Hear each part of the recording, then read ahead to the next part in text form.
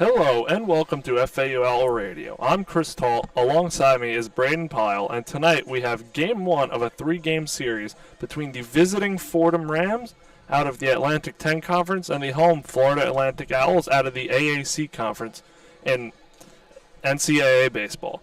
Both teams are coming off wins in midweek games as Fordham beat Iona to improve to 2-6 and FAU beat UCF to improve to 7-1 on the young season. And Game 1 of a weekend series typically means a good pitching matchup. And Brayden, what can we look forward to tonight on the bump for both teams? Yeah, thank you, Chris. Headed into this one, FAU has star left-handed pitcher Trey Beard on the bump tonight, who is 9th in Division I with 20 strikeouts and 3rd in strikeouts per 9 innings, through 9 total innings pitched. He has struggled in the runs department, though, holding up a 5 ERA headed into this game with a 1.22 whip. On the other end, for Fordham, Aiden Dowd is pitching for the Rams, and he has struggled early on this season, coming into this game with a 15 ERA through 6 1/3 innings pitched, and has only struck out 3 on the year. For FAU to win tonight, they just need Trey Beard to be the guy he's been all season long, striking out batters and limiting damage. And for Fordham, they need Aiden Dowd to turn a corner tonight and give them at least a solid 3 innings to start it off. So it should be an interesting Game 1 of a series here between two teams early in the season. But when we get back here on FAU Owl Radio, it's lineups and first pitch from beautiful Boca Raton, Florida on a gorgeous Friday night.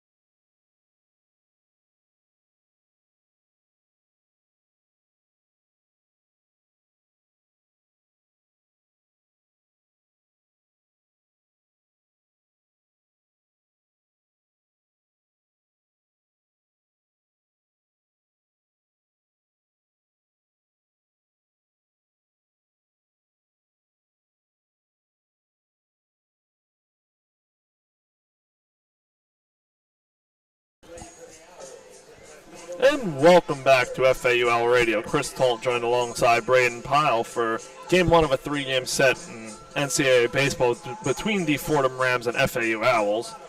For the Fordham lineup tonight, they go Taylor Kirk, Reed Lappas, Daniel Busiero, Madden Oko, Matt Dieguez, Andrew Canellis, Anthony Grabeau, Carson Chavez, Tommy Markey, and on the mound for Fordham, Aiden Down. And Brayden, what's the FAU defensive alignment looking like tonight? Yeah, out on the field, obviously on the mound we got Trey Beard. Catching Trey Beard is Aiden Garcia, the transfer from Golden West College.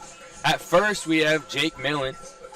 At second we have Patrick Ward. Third base we have Nick Romano, number 9. At shortstop we have number 5, Brando LaRoe. In left field we have number 10, the senior John Schroeder. In center we have number 24, Marshall Lipsy. And ending the outfield is right fielder number 1, Danny Baez. So it should be an interesting game tonight. Left-hander on the mound for the Owls, Trey Beard, sophomore. Yeah, and Fordham's combating that with 7 righties in the lineup and only 2 lefties. I can imagine once Beard makes his way out of the game, we see some pinch hitters coming in. Unless, we see a lefty in relief for Beard, of course. And then we'll go over the FAU lineup when they come up to bat in the bottom half of the first inning. But when you look at the FAU lineup, they have a lot of alternating lefty-righty switch hitters. And from what you see in success in Major League Baseball, even to college, it's that lineups like FAU with the alternating lefty-righty, it really creates havoc on the mound for these pitchers. You don't give the other team that advantage, and if you do, it's not for a long period of time. Starting off, they have 2 lefties and then a switch, and it's really hard to just combat that, because if you bring in a righty, you're going to face those lefties and then a switch. If you bring in a lefty, you're going to face that switch eventually. So Taylor Kirk steps in the box to face Trey Beard, pitches a fastball outside, called a ball, 1-0 count on the leadoff hitter and shortstop for the Fordham Rams. Beard deals the 1-0 pitch in there, called strike. Looked like a changeup, some sort of off speed after he didn't get the fastball off the plate, called for a strike. So 1-1 now. He's had good command of that fastball in his 2 previous starts. The 1-1 pitch on the way, another off-speed pitch in there for a strike. 1-2 count on the leadoff hitter, Taylor Kirk. Kirk's going to be guessing here, 1-2. Kirk hitting .333 so far on the young season. Good start for the leadoff hitter, and deals the pitch fouled off into the Owls dugout. And guess did he? I mean, geez, that was a lunge and a half, and he capped that off speed. Looked like another changeup, and he might have gotten to that ball like a foot and a half in front of home plate. So Beard to deal the 1-2 pitch. Fastball outside, called a ball, 2-2 count now on the Rams leadoff hitter. Looks like the home plate umpire isn't having any of that fastball outside off the plate. He's not calling it, so that's one thing to note for tonight. Beard deals the 2-2. Fastball hit down the right field line. That's going to get onto the berm for a foul ball. Remains a 2-2 count. So far this season, the Owls pitchers have struggled in finishing counts, even when they get up 0-2, 1-2. A lot of the times, the opponents are able to work the count full. Beard deals the 2-2 pitch. Changeup swung on and missed. Strike 3. Beard gets the leadoff hitter down swinging, and that'll bring up the 2-hole hitter and left fielder, Reed Lappas. Looked like a curveball. I mean, that just dropped out of the sky. He had great command of that off speed that entire count. He now has 21 strikeouts on the season. Good start for the sophomore left-hander for the Owls. Beard deals the pitch. Swung on, miss. Changeup over Lappas. So definitely going to the off-speed pitches here early. Yeah. Lapicas hitting 182 coming into this game with 296 on base. The 0-1 pitch. Fastball swung on and missed. Strike 2. 0-2 count now. So Beard so far, don't want to jinx it, but efficient. Yeah, and Lapicas has been susceptible to strikeouts, having 5 on the season coming into this plate appearance. Beard set to deal the 0-2 pitch and does. Swung and a miss over the changeup. Ball gets away from Garcia. He's going to eat it and hold it. So Drop third strike. Lapicas reaches. That's unfortunate. But, I mean, in hindsight, we could possibly, potentially see a 4-strikeout inning, which would be absolutely electric. Doesn't come around too often, but Definitely not. That's going to bring up the 3-hole hitter. Little disappointed in Garcia back there, not being a brick wall for his pitcher. It's going to bring up the 3-hole hitter for the Fordham Rams and Daniel Buciero. He's a junior from Ridgefield, Connecticut. Fastball missed for a ball outside. Runner on first is Lapicas, and it's a 1-0 count with a 1 away here. Like I said, home plate umpires having no part of that outside part of the plate, and that might have been Beard's fastest fastball we've seen in a minute. Looked like he clocked about 94 from that left-handed arm slot. Beard checks Lapicas over at first to no avail. Buciero with a 394 on base, 308 average.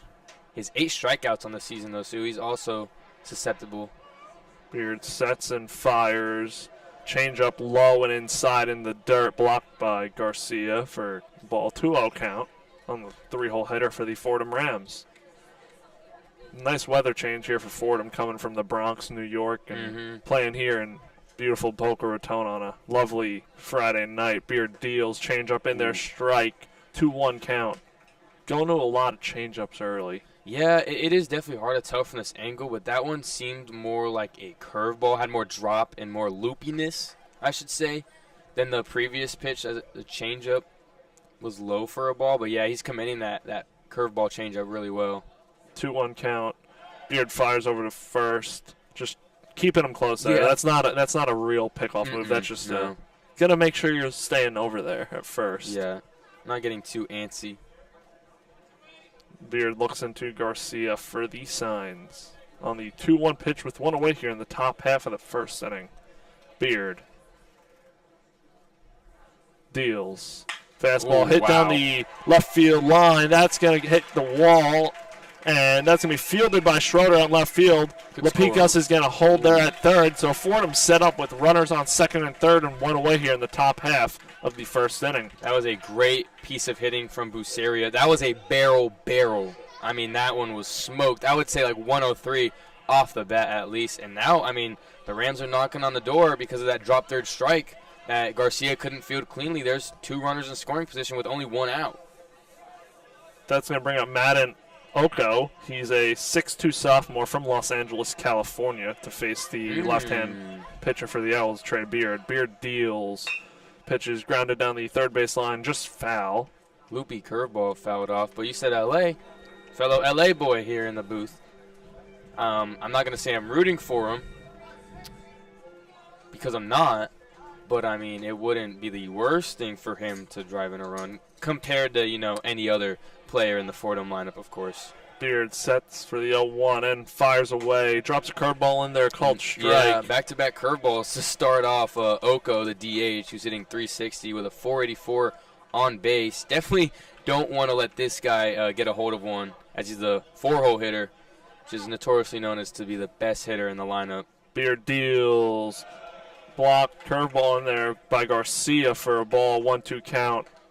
Oko does not bite on that one. Yeah, not a Beard bad really lead. pitching in reverse in these at-bats, starting off off speed and going to some fastballs. That double down the line was a fastball by Beard. Yeah. Beard deals a 1-2 pitch. Change up low in the dirt again, 2-2 count. Haven't seen too many, chases, though, from Fordham. They've stayed disciplined so far in this game. Besides, that one swing from Kirk in a 2-strike count, there hasn't been anything crazy as terms of, swinging out of the zone. Beard deals. So on a hit to shortstop, which is Brando LaRoe. He'll take the out at first base, so 2 away here. But a run does come in, and Oko does the job and gives Fordham the first lead in this game at 1-0. Yeah, I don't believe it's an earned run, but I am just kind of getting more and more disappointed with the Garcia drop third strike. Just the effort overall. There was no urgency to get the ball, and the block itself was downright terrible. I mean, it is hard to block those off speeds, but that's your job as a catcher. Aiden Garcia more known for his bat. You just got to get your body in front of that.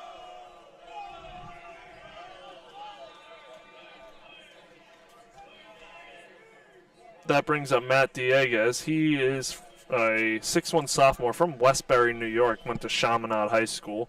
Beard deals the 1-0 pitch. changeup in there for a strike. 1-1 count on the Chaminade product. Another good off-speed from Beers. I mean, he's commanding it early. If it ain't broke, don't fix it. You know what they say.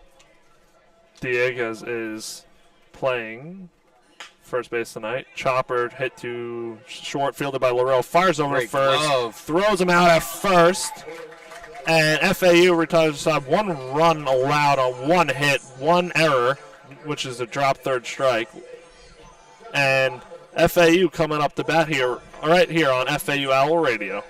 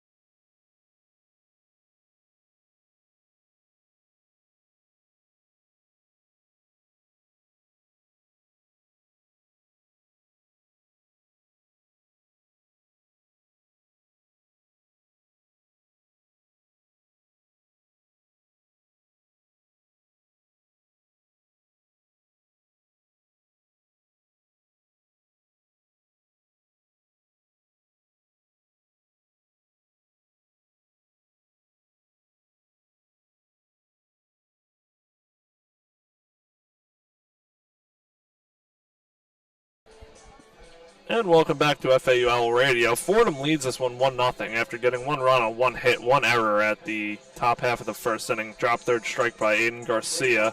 For FAU, the lineup tonight.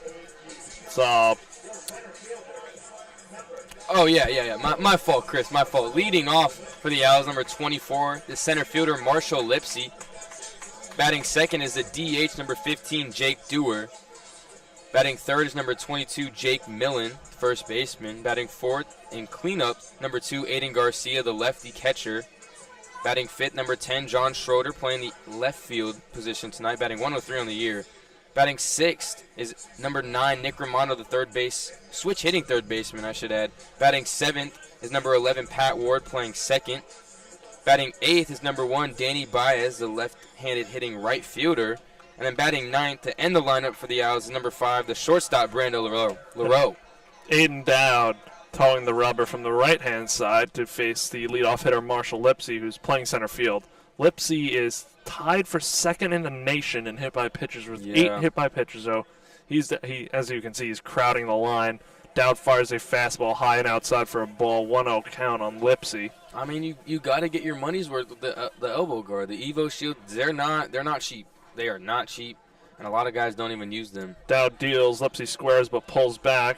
Dowd drops a curveball in there for a strike. 1-1 count. Lipsy is like if, a baseball coach could make a leadoff hitter in a lab. Fast, lefty, contact hitter, draws walks. Dowd deals. Off-speed pitch outside, wild into the right-hand batter's box. So 2-1 count on the leadoff hitter Lipsy. Owls wearing their white pinstripe uniforms tonight. Dowd deals a 2-1. Fastball high and outside. Lipsy works it to a 3-1 count. I haven't watched much. I shouldn't say much. I haven't watched any Aiden Dowd film, but, walks haven't been too much of a struggle. Only having 3 walks on the season. But 3 total strikeouts is definitely alarming. Dowd deals. Fastball low and inside. Lipsy draws the leadoff walk, and Owls get the leadoff runner on. So good start with Jake Dewar coming up. That's now Lipsy's 8th walk on the season. He's got 8 hit by pitches and 8 walks. Exactly what you look for in a leadoff hitter. He's got a .667 on base percentage heading into this one. It's probably around .680 now after that walk. So that'll bring up the left-hand swinging DH, Jake Dewar, hitting .514 on the young season so far. He's got 19 hits, which is third in D1. So, I mean, what more can you say about this guy? We don't really have to glaze him too much. The stats speak for themselves. Dowd deals, fastball high, can't find the zone. He almost reminds me of a guy that, went to this school about 2 years ago, the name of Nolan Shanwell, big lefty. Nolan obviously played first. Dewar DHing tonight, but I mean, they've got kind of a similar stance. They've got a nice swing. I would say Dewar hits for less power than Shanwell did, but I mean, they're still very similar. Dowd deals, drops a fastball in there for a strike, 1-1 count. Don't want to stay there if you're Dowd, though. That inside fastball, Jake Dewar will get around on it and do some damage for sure. So 1-1 count, no outs. Lipsy leads off first. Dowd comes set and fires over to first. Lipsy dives back head first, makes it safe. Good pickoff, though. Good attempt. Good check. Yeah. Lipsy's a threat to go. Of course. I think he's 2 for 2 in stolen base attempts. He's stolen twice and gotten the second safely both times. Dowd sets. Fires and deals. Lipsy's off and running. Curveball in the dirt. Catcher fires to second, and Lipsy slides in there head first, safe. Chavez cannot fire Lipsy out there, and Owls have themselves a runner in scoring position. He had no chance. By the time the ball got to the catcher, he was already more than halfway to second base. So now, I mean, Dewar can just tie this game up or do more damage than that. The pitch was a ball low, so 2-1 count on Dewar. Dowd set to deal. Fastball high and outside. Dewar lays off. 3-1 count now. Struggling to find the zone. Second 3-1 count in as many batters. This has kind of just been the Aiden Dowd story as it seems from the stats. 6 1/3 innings pitched. He's allowed 13 hits. Has a 2.53 whip, which means he's allowing 2.5 runners on base per inning. It's not winning formula. Dowd deals. Pitch fouled off to the backstop by Dewar, so full count now. I think if Jake Dewar, hack. Yeah, if Jake Dewar got a redo on that pitch, it would probably end up hitting the scoreboard. That would be nice. You said that pregame, your bold prediction was a first-inning home run. Hopefully that happens. Running out of chances here. Dewar lays off a curveball in the dirt for a walk. Runners on first and second for the Owls, both by walks. That'll bring up the first baseman, Jake Millen. Yeah, Jake Millen, within 31 at-bats, has 10 hits, batting .323, 11 total RBIs, and has the most home runs on the team with 3. So, I mean, if you want a first-inning home run, this is definitely the guy to do it. And we know that coming into the series for Fordham, they've struggled with their pitching so far, but we don't want to put it on them too much. They played NC State, who's a very good team, but definitely something to keep an eye on as Dowd fires a fastball in there for a ball, 1-0 count. Looks like it just missed a little outside. As a team, they've allowed 13 home runs on the season. So, I mean, it's nothing new if they allow a home run here. Dowd set to deal. The 1-0 pitch with runners on first and second. Fires a fastball in there for a strike. 1-1 count now on the Owls' 3-hole hitter, Jake Millen. Forgot to go over the Fordham defensive alignment. Left to right, they have Lepecas, Markey, and Canellis. We'll do the infield after this pitch. 1-1 count. Dowd deals, drops a curveball in there for a ball, blocked by the catcher, Chavez. Yeah, Garcia should take some notes. Chavez catching, Dowd on the mound. Third base, Busiero. Shortstop, Kirk. Second base, Grabeau. And first base, Dieguez. Amazing. Dowd deals a 2-1 pitch. Popped up in the infield.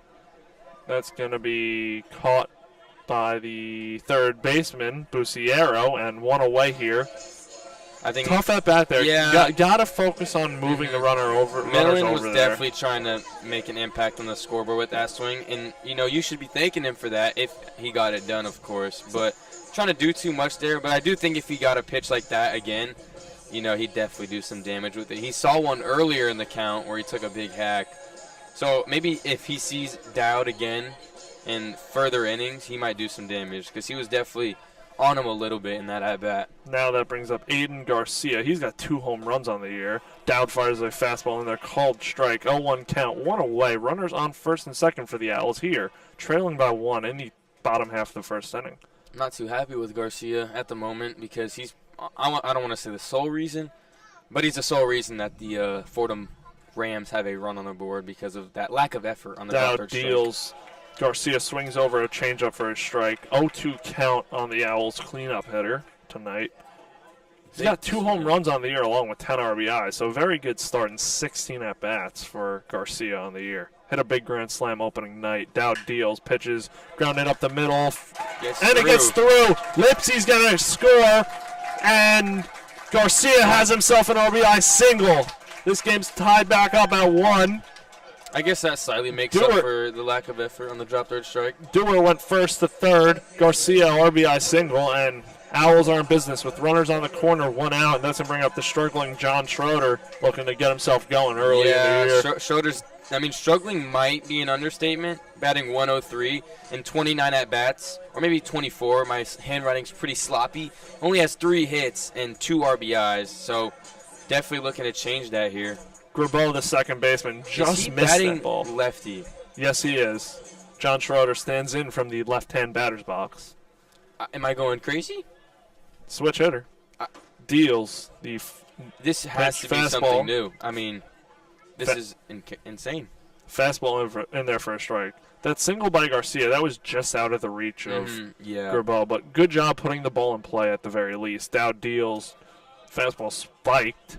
I'm Good still block by the catcher Chavez. My mind is blown that Schroeder's in the batter's box, in the left-handed batter's box. He's never, according to all the information on the stat broadcast, he's a righty. He's never been listed as a switch. I don't think he's had an at-bat as a lefty. But here he is. Dowd deals, drops in a curveball for a strike. 1-2 count on Schroeder. Now, we did mention, though, he is struggling. Could this be some sort of slump buster that he's trying to, handle out there? I'm not sure if this is a season-long thing, but it's definitely interesting. Garcia leads off first. Dewar's at third. Schroeder swings and fouls the ball off. Tapped it, and it rolled towards the Fordham dugout. 1-2 count, 1 away. That was the swing of a guy who's never hit lefty in a game before. It just barely gets a piece of it. It was definitely a little bit unorthodox for sure. I don't know if you could tell, but looking at this bat, the design of it almost looks like a wood bat. It does look pretty interesting. Dowd deals fastball high outside over the right-hand batter's box for a ball. 2-2 count on Schroeder, number 10 for the Owls. I've got a feeling that this has to be some sort of mental thing, whether it be between him and Dowd. Maybe Dowd really struggles finding the zone against lefties or something like that. This is just really random to me. Dowd to deal the 2-2 pitch with 1 away. Drops a curveball in there. Ooh, just missed. Full count. Good eye by Schroeder to work it to a full count. So Dewar's on third. Garcia's on first with the RBI single. Lipsy already in the inning, and Owls threatening for more. Dowd sets and deals. Oh my Pitches gosh. ripped to the second baseman. Grabo, who's going to try and roll a double play, flips it over to shortstop Kirk and fires over to first for the double play. Fordham gets a inning-killing double play. Yeah, a solid contact, though, I will say. Solid from contact by Schroeder, but nothing to show for it. And FAU ties this game back up at 1. We're going to head to the top half of the second inning right here on FAU Owl Radio.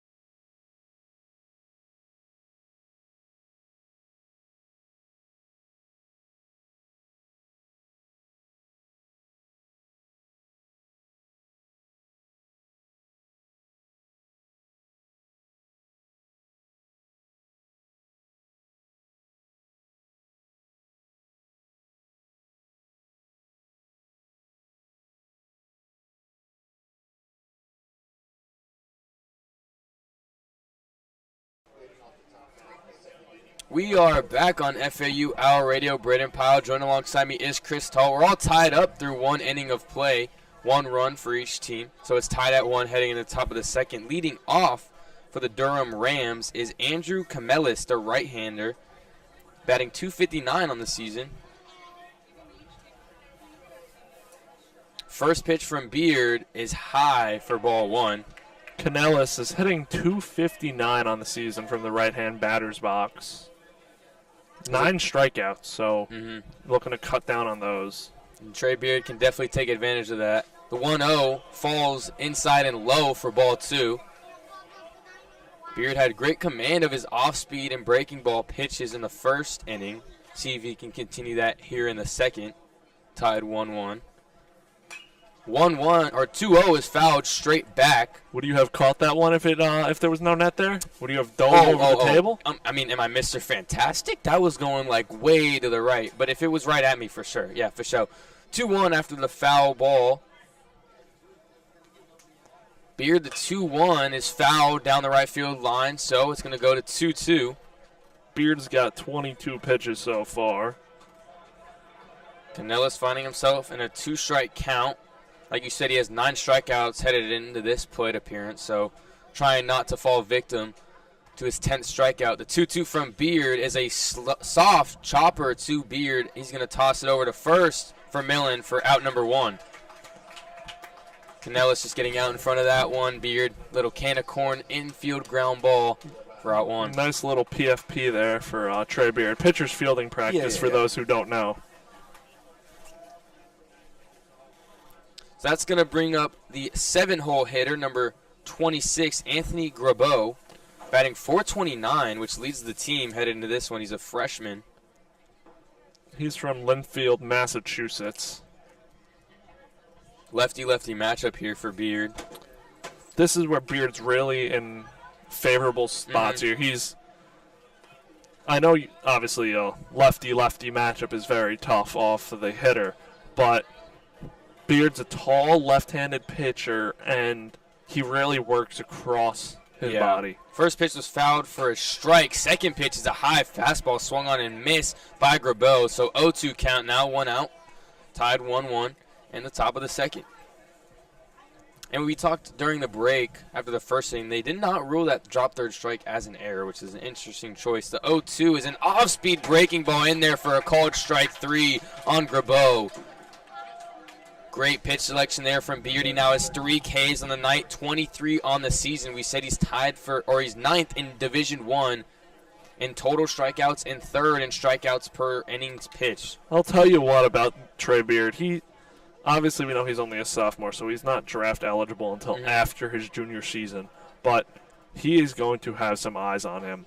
I think some is an understatement, as the 0-0 is a off-speed swung on and missed by the 8-hole hitter, number 13, Carson Chavez, who's catching for the Rams tonight, batting .250 on the year. It was a .429 on base. Chavez is another one from Long Beach, California. Okay, Long Beach, not too far from Los Angeles. 0-1 was swung on and missed, high fastball from Beard. He showed that off-speed command. He's showing more of that fastball command in the top of the second here. 0-2 to Chavez. Trey Beard winds, kicks, little slow altering movement, throws a fastball outside there for a ball. A little bit of a delay in that windup, as I said.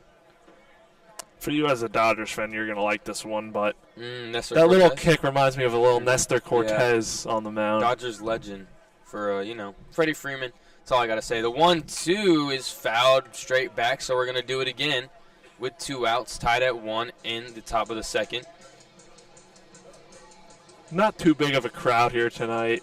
Spring break has started here in Florida Atlantic, and it'll be a low-key weekend for fans 1-2 here. is an off-speed, drops in there for strike 3. That is the 4th strikeout on the night for Trey Beard, upping his season total to 24 as Chavez goes down looking. It's going to bring up the Owls, and Nick Romano is going to be leading it off here on FAU Owl Radio when we come back.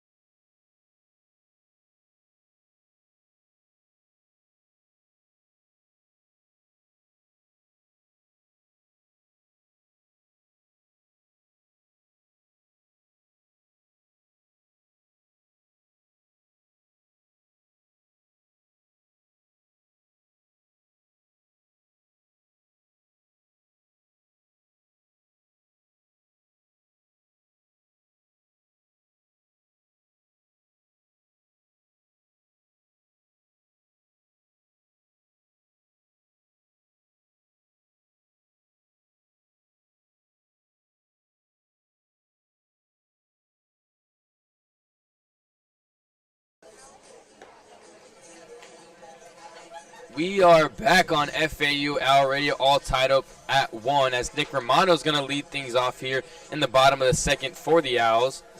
Aiden Dowd still on the mound for the Fordham Rams. Nick Romano hitting .226 on the year. Again, it's early, so you're not really batting an eye to these starts. He's also combating that with a .442 on base, so you can't be too mad at him, 31 at-bats on the year, 7 hits, 6 walks, 9 strikeouts, something to cut down on, 1 home run. So a little mixed bag for Romano, but very early. First pitch to Romano, off-speed inside, doesn't get the call, ball 1. Then I'll tell you what, standing in from the left-hand batter's box, another lefty for the Owls. There you go. Schroeder just wanted to add an extra element to the lineup, I guess.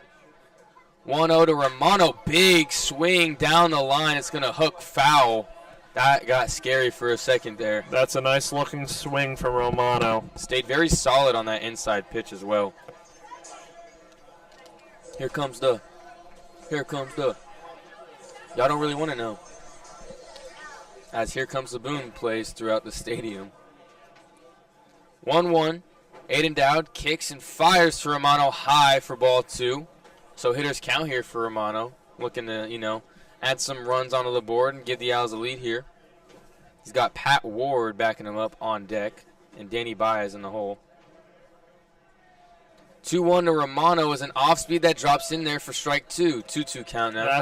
That's a good pitch there from Aiden Dowd. Not much you're not really sitting that in a 2-1 count. Yeah. Drops in a curveball. Great location and great pitch selection, and also amazing confidence in that pitch to throw it in a 2-1 count. 2-2 to Romano is inside. It's going to be called ball 3. 3-2 count now. So Romano's worked it full. Still tied at 1. Nothing's changed. Nothing drastic has happened. It's a beautiful night here. It's dark now, but no wind at all. Payoff pitch. Gets a swing and a miss from Romano. Aiden Dowd gets him swinging for his first strikeout of the night. That's going to bring up second baseman number 11, Pat Ward, the junior. He's batting .368 on the season with 4 doubles, 6 runs, only driving in 2 so far. And 19 at-bats, has 7 total hits. A double machine, you might say. Yeah, he's tied for most on the team with Brayden LaRoe, who had all 4 of his doubles in one game against UConn. First pitch to Ward is a fastball just off the plate outside for ball 1.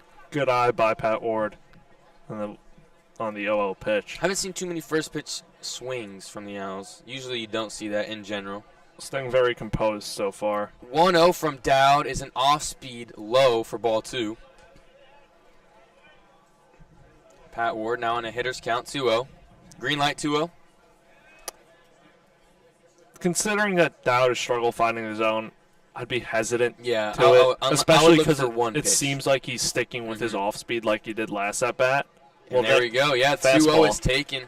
Fastball high, gets the call, 2-1 now. You would have to look for one certain pitch, and if you see it, you go. That's what I'm not, a baseball player, but that would be my approach in a 2-0 count. Look for one certain pitch or one area and let it go if it ends up there. Yep, one spot and one pitch. 2-1 from Dowd. Kicks, deals to Ward, gets a big swing and a miss. It's headed to the gap in left center field. It's going to drop at the base of the wall. Ward headed for 2, and he's got a stand-up double with 1 out. Great piece of hitting from Patrick Ward there. Mr. Doubles. Yeah, and that was 5th double on the season.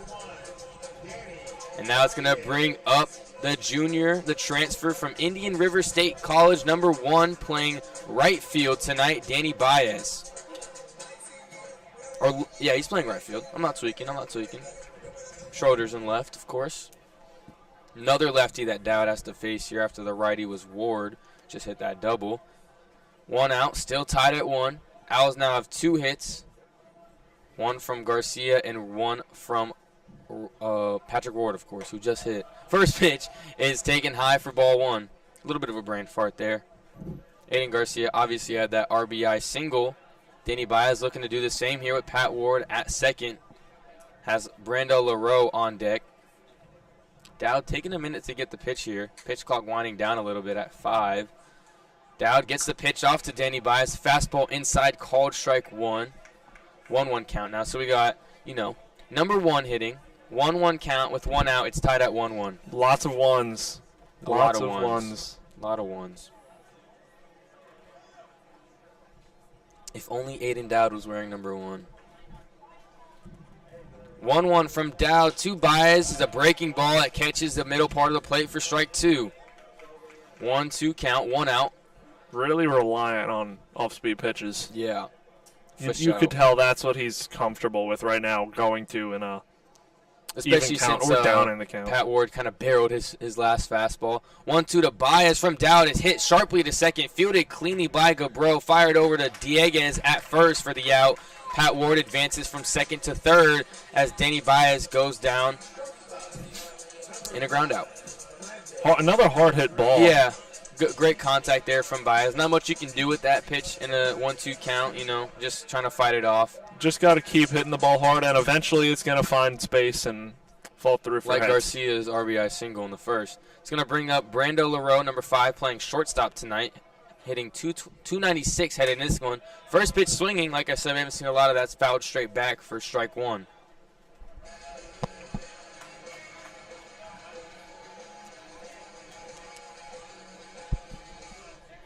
Like we said, he has 4 doubles on the season, all in one game in that shootout against UConn. The 0-1 from Dowd to Leroux is a off-speed in the other batter's box for ball 1. Nice block by Chavez. Yeah, like I said, I think Garcia needs to, get some blocking, catching lessons from Chavez because he's doing a good job and Garcia hasn't. But I guess he made up from the RBI single that he had in the bottom of the first, whatever.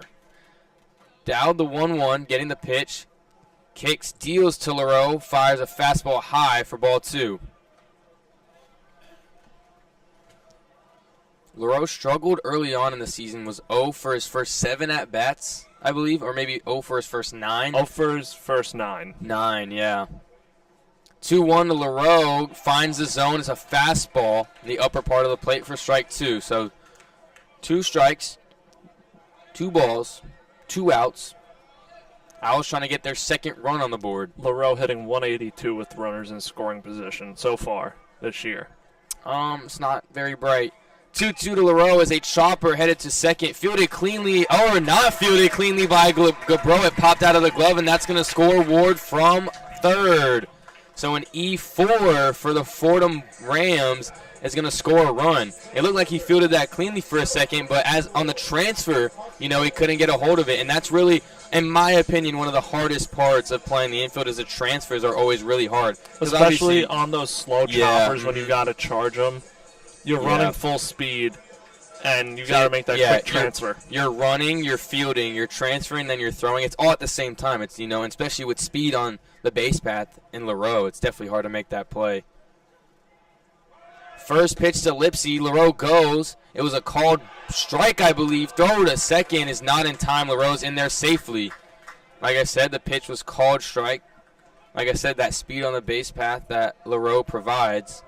So now in scoring position for Lipsy with 2 outs. Owls have the lead now, 2-1. We also talked about Lipsy as a prototypical leadoff hitter. Mm-hmm. He's got 2 home runs. Yeah. Leadoff hitter with pop and gets on base. Like a Mookie Betts almost. Only has 7 total RBIs, but you don't see a lot of guys have many RBIs when they're leading off. 0-1 is an off-speed in there for strike 2. Lipsy in a bit of a hole here now at 2 outs. Looking to add some insurance, some State Farm, some Geico, some Allstate, some more Aflac, some... Come on, help me out here. Trying to think. I can't think of more. You took all the main ones. Yeah, I really did. 0-2 to Lipsy is a fastball high, gets a swing, and it was fouled off, it looked like. So Lipsy will do it again, 0-2. I thought he got a swing and miss there. It looked like it was, but obviously foul ball. Yeah.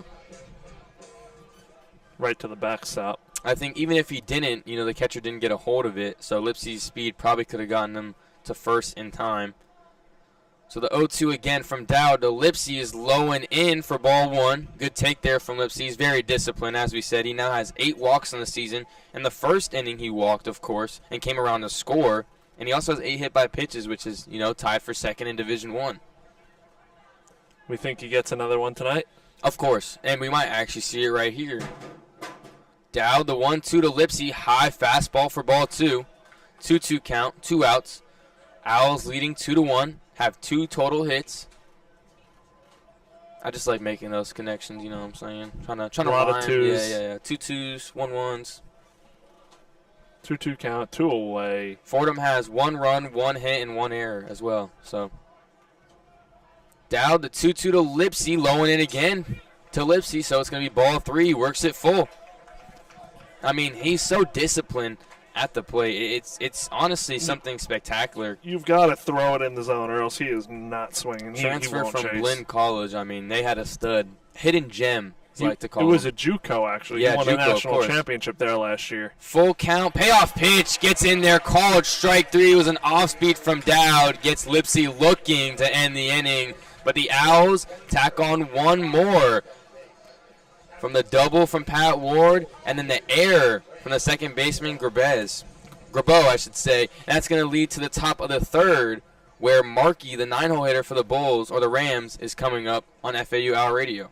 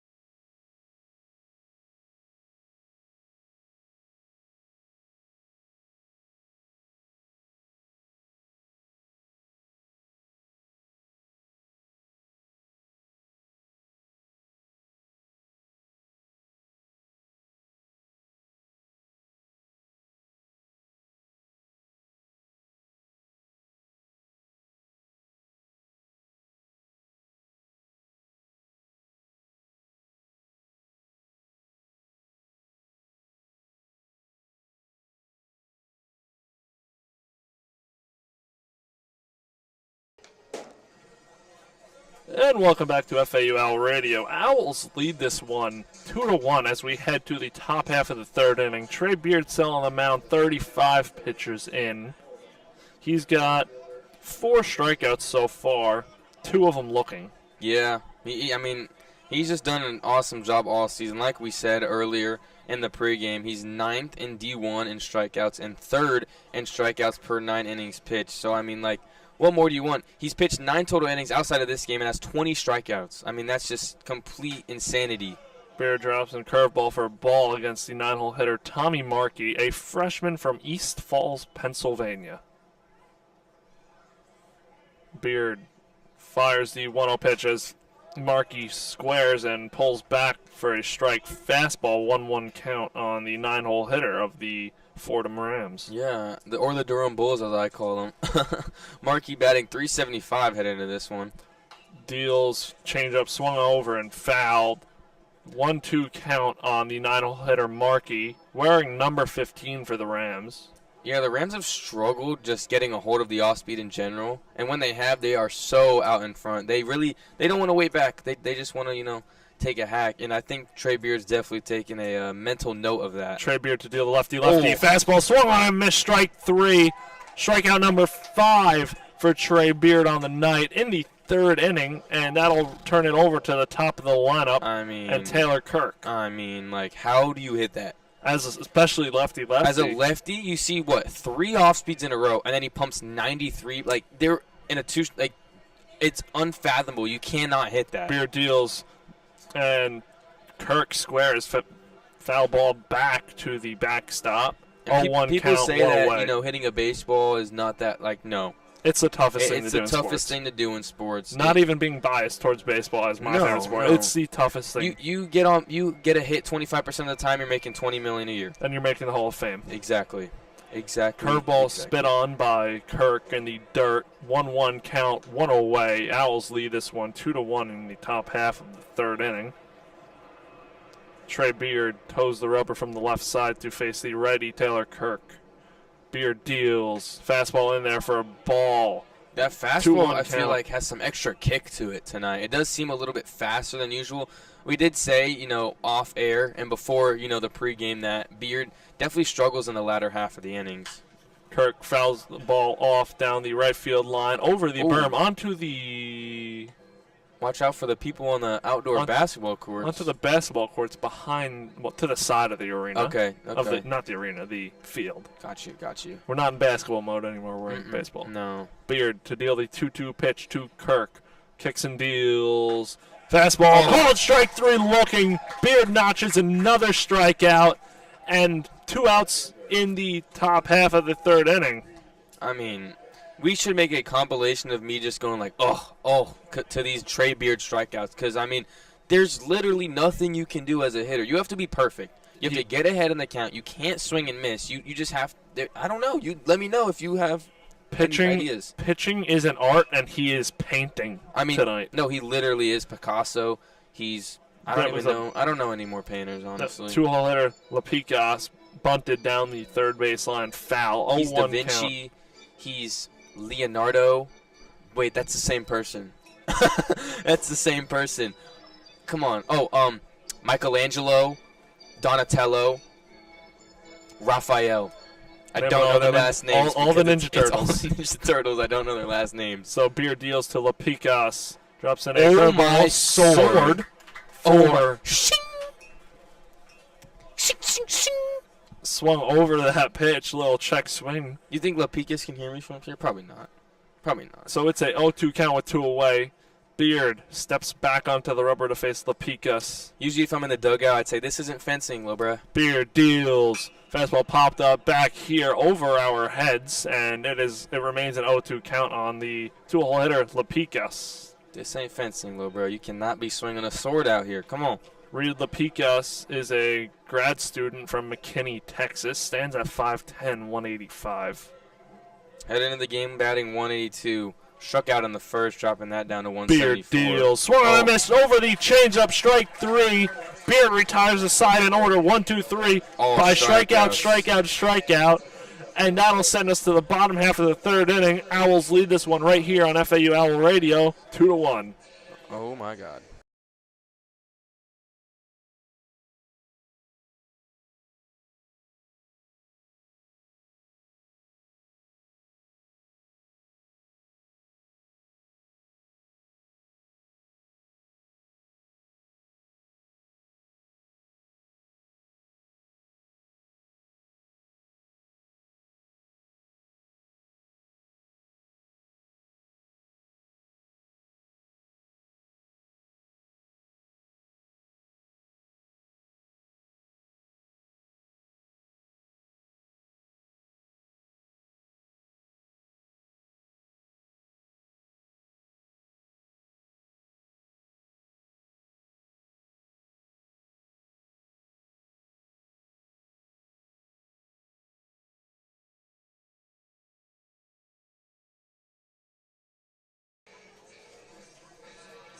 And welcome back to FAU Owl Radio. After striking out the side in order, Owls coming up to hit up 2-1 in the bottom half of the 3rd inning versus the Fordham Rams. And that's going to bring up the 2-hole hitter, Jake Dewar. Had himself a walk in the bottom half of the first inning. Yeah, and he's just dominated all year long. Pitchers, there's no game plan for him. Like we said, he's batting .514, transfer from TCU. I've said in every broadcast, I mean, TCU lost a good one. Even if you're a Power 4 school, seeing a guy, transfer out and perform like this is insane. He's 3rd in D1 in total hits. In doubt, still in there from the right-hand side. Deals to Dewar, fastball high, laid off by Dewar, 1-0 count. Dowd only has 6 1/3 innings pitched as a starter through 2 appearances. Now headed into his 3rd inning of work. Definitely his best performance so far, I think. Dowd deals the 1-0 pitch to Dewar. Fastball in there for a strike, 1-1 count on Dewar.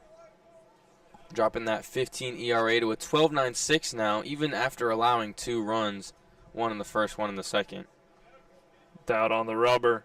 Kicks, fires, and deals to Dewar. Dewar lays off a curveball in there for a ball, low and inside, 2-1 count. Dowd really struggles against leadoff hitters. Leadoff hitters have a .429 average against Aiden Dowd.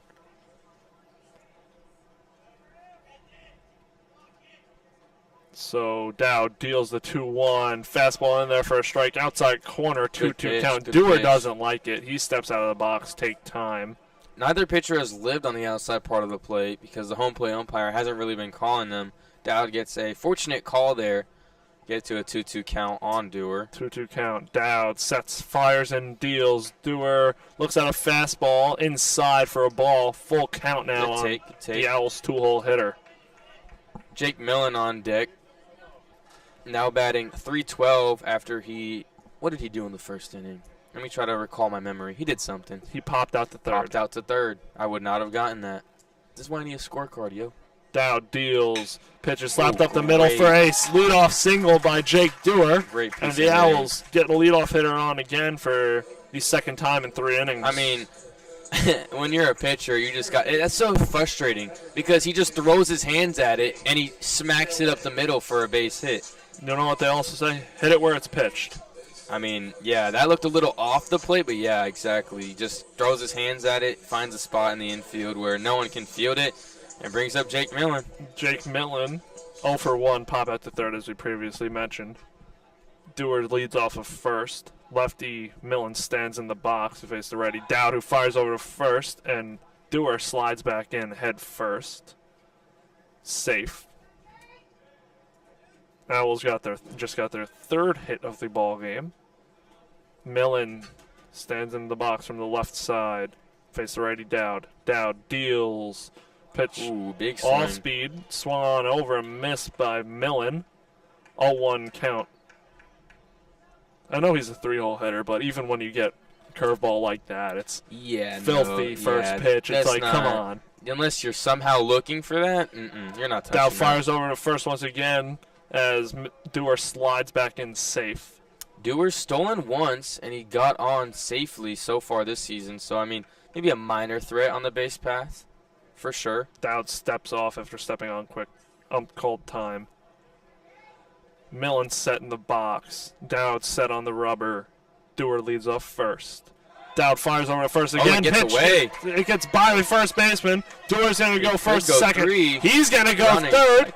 Dewar's got himself over at third base now. Wow, I mean, bad throw by Aiden Dowd, went all the way down the line. You know what they say? You know what they say? You mess around, you find out. He kept throwing over to Dewar, who's not really that big of a threat on the base paths, and Dieguez let that one get away from him a little bit. Bad throw from Dowd, and he advances 2 bases, goes first to third. That's going to be an E1. Infield comes in for the Rams. Millen stands in an 0-1 count. Dewar on third. Millen at the plate. Dowd deals. Millen looks at a curveball for a ball, low and outside. 1-1 count. Infield in on the grass now, trying to prevent any bunt scoring Dewar from third. I'm surprised they're doing it this early in a game, only down 2-1. You think you'd give up the run for the out, but I don't know. We'll see. Change up for a ball. And Jake Millen, he does hit hard ground balls. Like, his groundouts usually aren't, these, like, lofty little, even choppers. They're hit pretty hard. So it's going to be a tough field if he hits one on the ground here. So it's a 2-1 count. Millen stands in.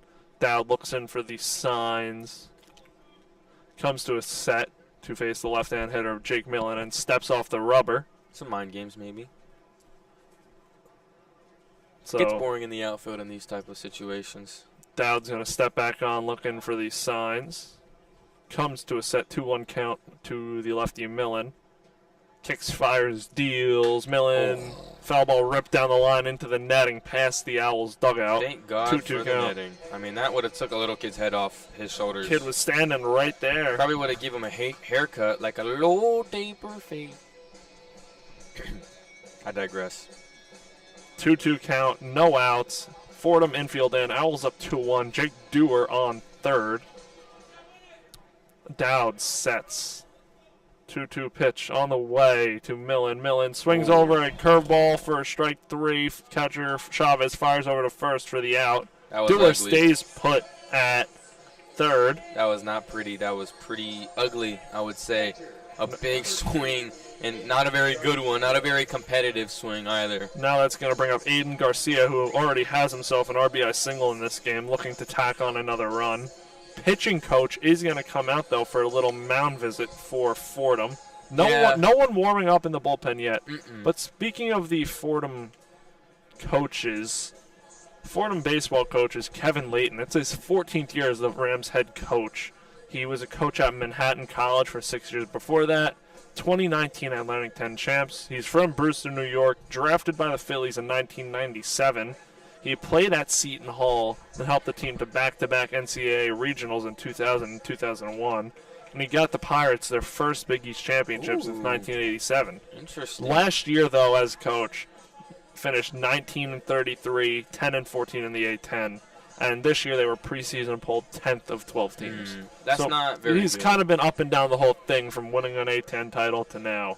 But anyways, Aiden Garcia stands in after the quick mound visit to Aiden Dowd. Aiden Garcia batting .455 with runners in scoring position, having a .522 on base as well. Had that RBI single in the first. So Dowd deals to Garcia. Fastball spiked in there. Good block by Chavez to keep it around the plate. Infield stays in.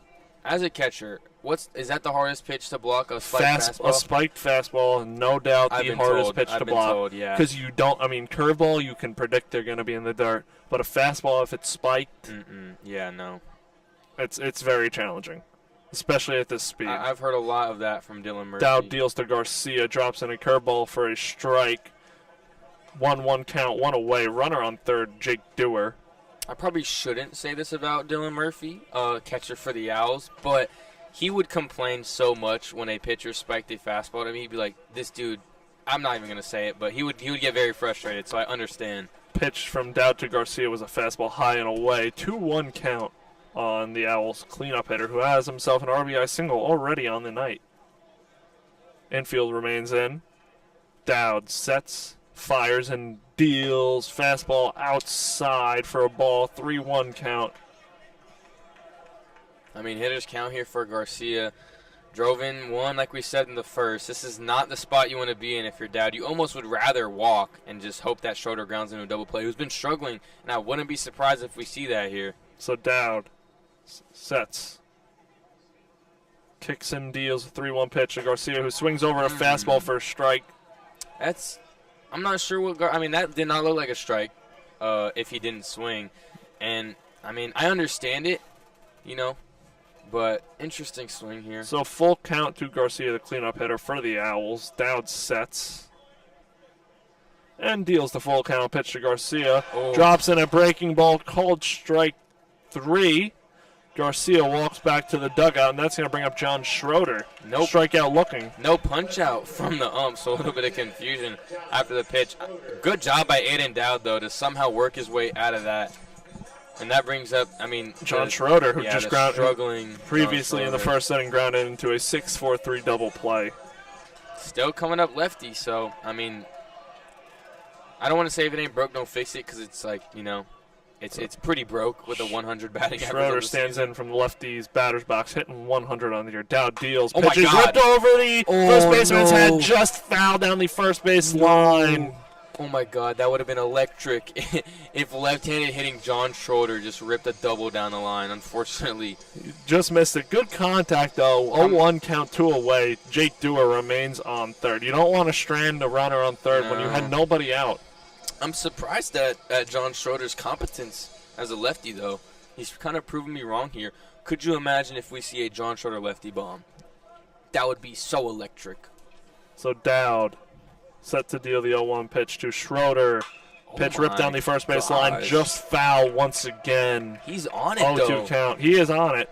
He's on it. Now you go into protect mode, though, battle mode, if you're Schroeder. I think Schroeder's just going to, lay it on the line. He does not care. He has nothing to lose. He's already slumping. He's hitting lefty. He's seen him good. He's hit him hard foul. So, I wouldn't be surprised by anything Schroeder does here. Dowd looks down at the signs. Comes to set. Dewar bluffs at third. Deals the pitch, and Schroeder rips it down the first baseline. Fielded by the first baseman Dieguez, and runs over to first to cover himself. Schroeder grounds out to first, and Owls strand the leadoff hitter at third base after a crucial error by Aiden Dowd on the pickoff to go first to third from Jake Dewar. Yeah, it didn't end up mattering, though. Owls lead this one 2-1, and we're going to take a quick break right here on FAU Owl Radio.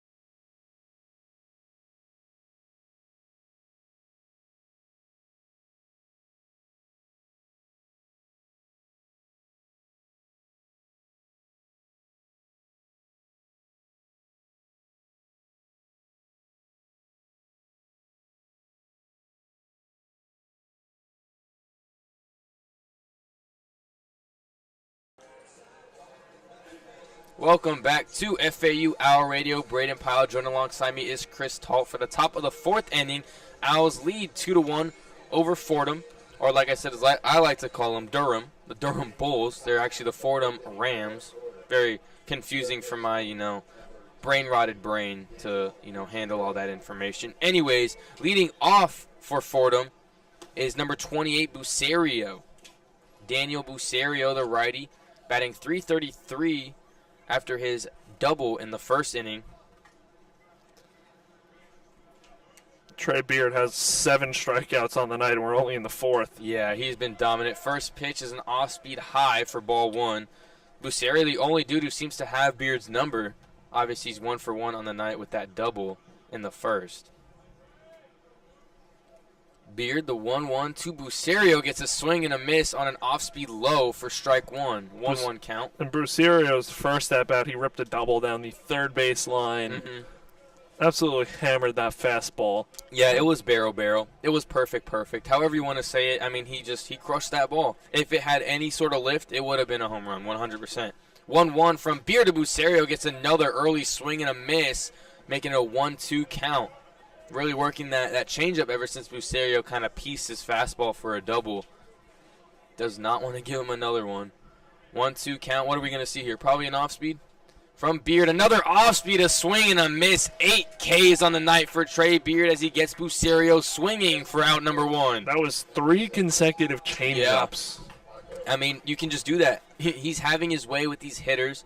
Besides that one run that was earned, I put air quotes. I know you guys can't see it on the radio, but we thought it was a drop third strike error from Garcia. First pitch to Akko, the cleanup hitter, is fouled straight back for strike 1. Madden Akko batting .346 now after he grounded out, which drove in a run in the first inning. Grounded out to shortstop. Beard, the 0-1 is hit slightly hard to Ward, no problem for him, and it's going to be out number 2 as he fires over to Jake Millen. That ends the string of, I think 4 let me do my straight counting. strikeouts? 4 straight strikeouts, yeah. So he struck out the side in the top of the third and then got Bucerio swinging to lead off the top of the 4th. Now gets Madden Akko to ground out to Ward. Trying to get back on the strikeout column here. Every start he's had 10 strikeouts. In 2 of his starts he had 10 strikeouts. First pitch to Dieguez, the 5-hole hitter, is a off-speed that drops in there for strike 1. Matt Dieguez batting .321 coming into this game, now batting .310 after a ground out to Brando Leroux in the first. 0-1 gets a devious off-speed, a swing and a miss from Dieguez. And the pamphlet, the book, the pitching card, whatever you want to say. The arsenal is open here for Trey Beard. 0-2 with 2 outs. Really got to be on your toes if you're Dieguez. 0-2 to Dieguez, fastball high and away for ball 1. Fastball, it's been working, but that's exactly what he wanted to do. He's setting up this 1-2 Use pitch. your misses. Best pitchers use their misses. The 1-2 gets another swing and a miss. That is now 9 Ks on the night for Trey Beard as he gets Dieguez swinging.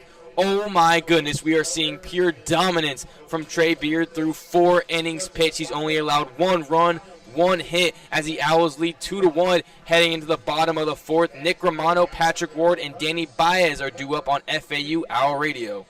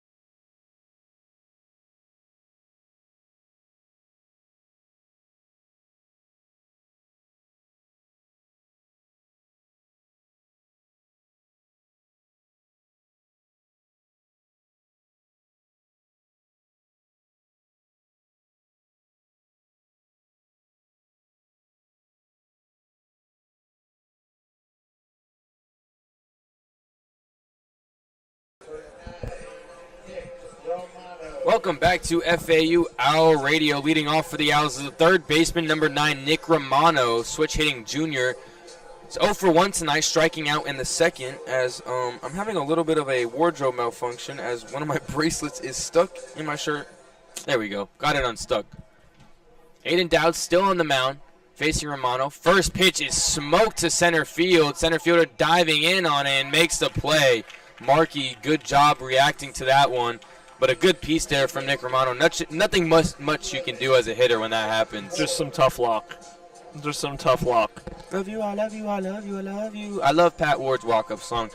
I don't know what the song name is called, though. I do not know what this song name is. Anyways, batting 7th in the Owls lineup, number 11, Pat Ward, playing second tonight. Now batting .400 after he had that double and came around to score in the second. Fifth double of the season. Yeah, he has 5 on the season. First pitch to Ward is called strike 1. Before he hit that double, I did call him a double machine, and he Did. delivered. So maybe call him a double machine again real quick. Mr. Double Machine down the right field line here.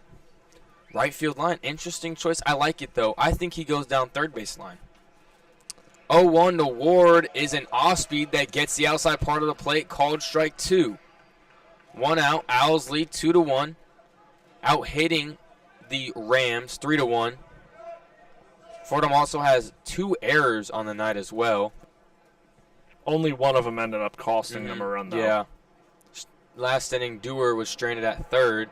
0-2 to Ward is flied out to shallow right field. Right fielder Canellis is diving in for it, and he makes the play. 2 outs now. Well, we were both not right about the double. Yeah, no. I mean, you were closer, though. You definitely get the, half. Half point. Yeah, half point. Because it was right field, I guess. That's going to bring up the 8-hole hitter, number 1, playing right field for the Owls tonight, Danny Baez, transfer from Indian River State College, which is about a 10-minute drive from my hometown, Stuart, Florida. First pitch to Baez, swung on and fouled straight down for strike 1. Those ones hurt. Hit off his foot in the box. Yeah. Just walk those off. Got to stay locked in, though. Got to stay locked in. Aiden Dowd, making some progress. I said he had to give him at least 3 solid. He's trying to give him 4 solid, only allowing 2. They're through 3 2/3 innings pitched so far. 76 pitches as well. Baez now takes a ball off the plate from Dowd, 1-1. Not too efficient on the pitch count side of things, but When you're Fordham in the struggling, game. when you're He's struggling. doing a very good job for struggling right now. Yeah, exactly. This is just a game he needed. And it's only been the walks for the most part. 1-1 from Dowd to Baez is a breaking ball off the plate for ball 2. 2-1. Check that. It's not even really the walks. He only has 2 walks. No. It's just getting the around. latent pitch counts. Yeah. It's a lot of these counts are going 2-2 and full. Dowd gets the sign. 2-1 to Baez. Winding up. Kick steals to Baez. Fastball high and away for ball 3. It's just a lot of long counts, and whether they result in walks or hits or put out strikeouts, it's very hard to maintain that and keep going, and especially long into games when you're facing a lot of 4 or 5 pitch at bats.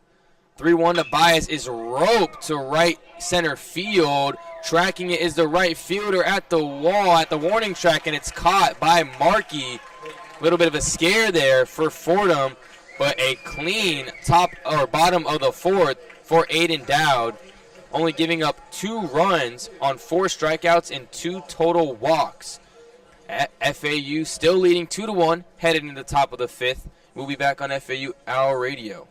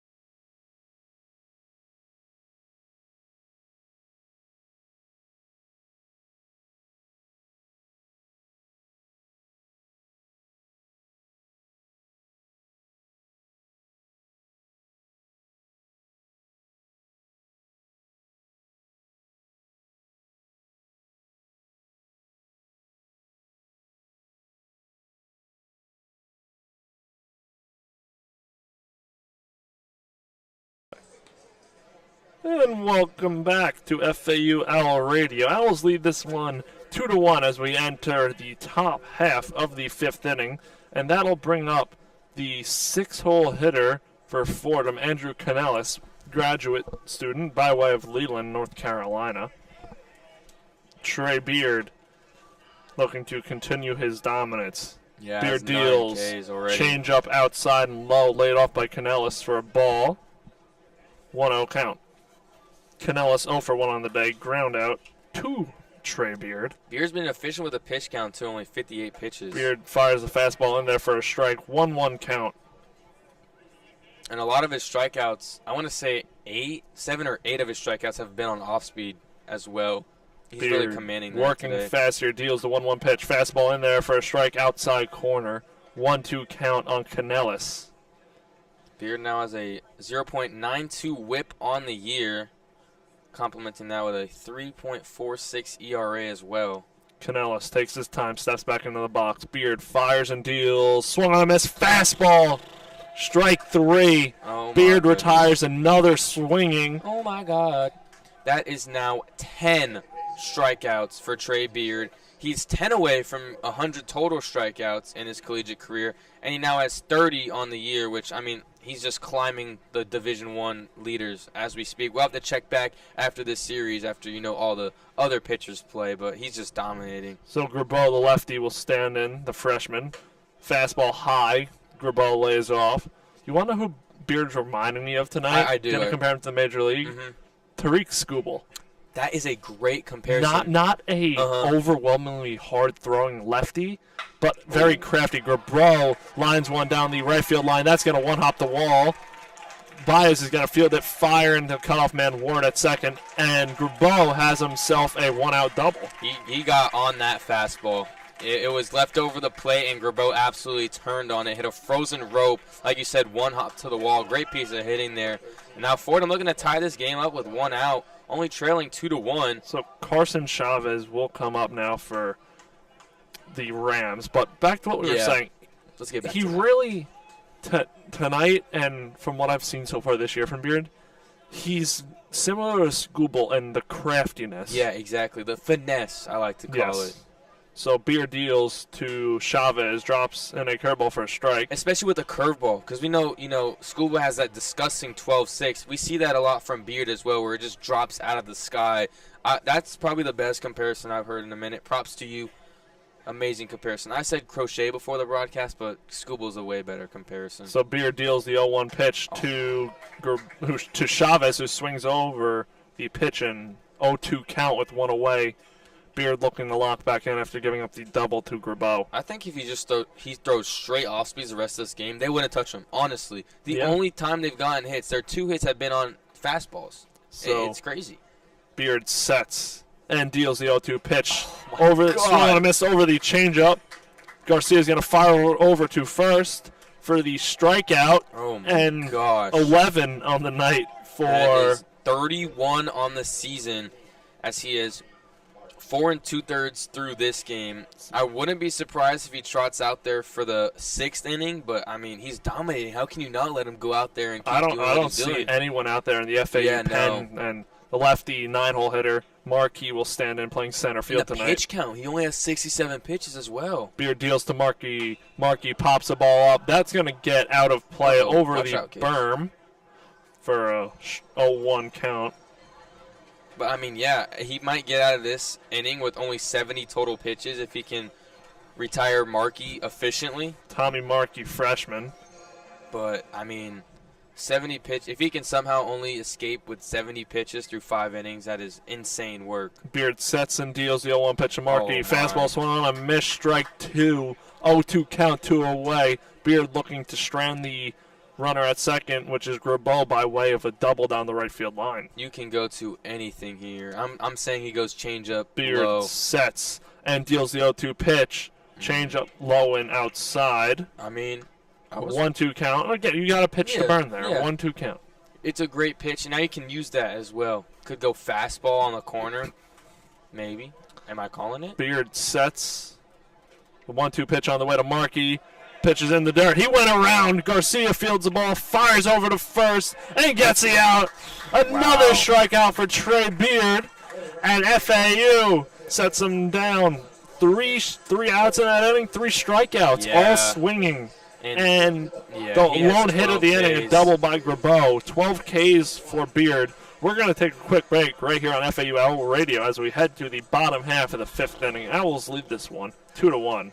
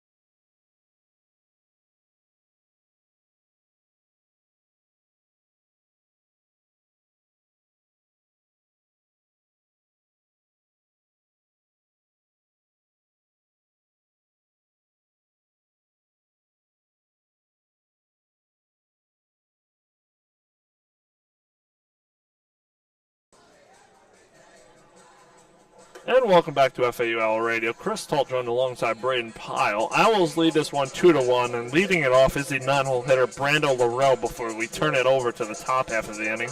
Top half of the lineup, not top half of the inning. Laurel in 27 at-bats has 8 hits. Half of those hits came in one game, all being doubles against UConn where they won 25-19. 25-19 is right. I have a pretty solid memory.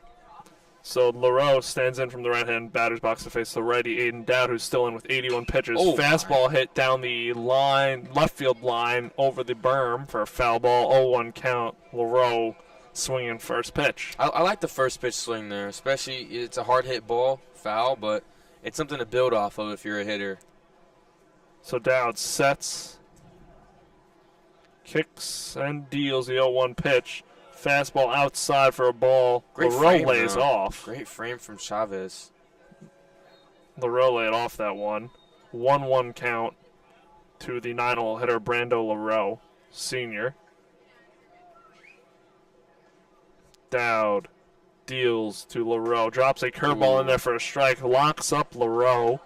He got on top of that curveball, and he just dropped it in there for a strike. Good command there from Dowd. Done a good job this game. 1-2 count. Dowd sets and deals. Drops in another curveball, fouled off down the right field line, this time over the berm. Remains a 1-2 count. Fordham does have someone warming up in the bullpen, though. So Aiden Dowd definitely on a short leash with 81 pitches in the top or bottom of the 5th, I should say. So Dowd set to deal to Laurel. Takes his time and kicks and deals. Laurel swings, pops the ball out to left field medium range and caught by the left fielder. That is Lapicas. That'll turn it over to the top half of the lineup, and that is Marshall Lipsy. Haven't seen a hit by pitch by Lipsy yet. I won't lie. I'll be a little bit disappointed if I don't see one by the end of the game because, I mean, he averages 1 per game.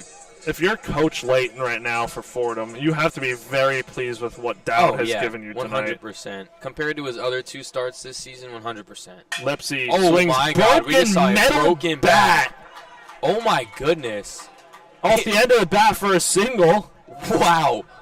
That bat literally snapped in half, like at the handle. Is that a 2-piece? Lipsy has himself a broken metal bat single. It doesn't even look like a 2-piece.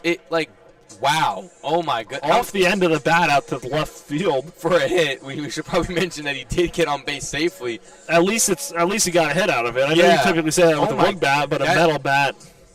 Dang. Wow. Oh, my God. I haven't seen that in person. You do not see that every day. I've never seen a broken metal bat. I've seen it like online on IG Reels, you know what I mean? Never in person. Jake Dewar now stands into the box. Lipsy leads off first. I can't get over it. Yeah, no, that's like me. I'm having that reaction to like John Schroeder being lefty. Like we're seeing some crazy stuff this game. A broken metal bat, and it's not a two-piece. I've seen two pieces break. That was a one-piece. I can't even stress that. That was crazy. So Dewar stands in to face Dowd. Dowd fires over to first to check on Lipsy, who slides back in head first, safe. That would be more devastating for a high schooler because bats are pretty expensive, but I'm sure Lipsy, has the resources to get another bat pretty quickly. But he might have had an emotional attachment to that bat. Who knows? So Dowd deals. Lipsy's off and running from first to second. Chavez fires in. Ooh, Lipsy yeah. slides in, feet first, safe. Lipsy has himself a stolen base. That's his second of the night. He was 2 for 2 heading into this game, now 4 for 4 on the season. So Jake Dewar now with a runner in scoring position. 1-1 count, one away. Owls lead this one 2-1 in the bottom half of the fifth inning. Jake Dewar now has 20 hits and 38 at-bats, headed into this game at 19, third in Division I. Dowd deals to Dewar. Dewar grounds the ball slowly down the first base line. Foul. 1-2 count now for Jake Dewar. Only 6 RBIs from Dewar. He's usually been the one coming in to score because he gets on base so much, but an RBI opportunity here with Lipsy at second and 1 out. What do you think Lipsy's thinking about that broken metal bat? He'll probably not think about it until he gets back into the dugout, but he's probably not too happy. I mean, that's kind of sad. He probably had an emotional attachment to that bat, like I said. Dowd deals to Dewar. Dewar looks at a curveball dropped in there outside corner, strike 3. That one is questionable. Dewar retired, and that'll bring up Jake Millen with 2 outs here. Runner on second. Jake Millen 0 for 2 on the day. That's only Jake Dewar's second strikeout on the season, so not very common there. That was an iffy call. It definitely looked like it was off the plate a little bit. Home plate umpire didn't think so. He called strike 3. So Dowd looks at the signs. Comes talking to his catcher. Comes set now to face Millen, the left-hand hitter. Steps off the rubber. Is that a Jonathan Villar jersey in the stands? That is. That is fire. Brewer. Hold up. That's fire. an old retro Brewers jersey in the stands below us. Dowd shakes off, then nods yes to the second pitch called. Millen sends in lefty batter's box. Dowd looks at Lipsy and fires. Change up, low and outside. 1-0 count on Jake Millen, the 3-hole hitter for the Owls. Batting .303 is 0 for 2 in this game so far. Has a .385 on base. So Dowd deals. Lipsy off and running on the hit and run. Pitch fouled into the Owls' dugout. 1-1 count now. Good call for the hit and run. Good opportunity there. Just Lipsy fast, make something happen. I mean, a single probably scores Lipsy anyways, but it does just stress out the infielders a little bit more if something did happen. Lipsy now has 6 stolen bases on the season. Has not got caught stealing yet. So Dowd comes set. Called time. Looks like I'm sitting. Got to make eye contact. FAU only 1 of 10 with runners in scoring position. 1 hit.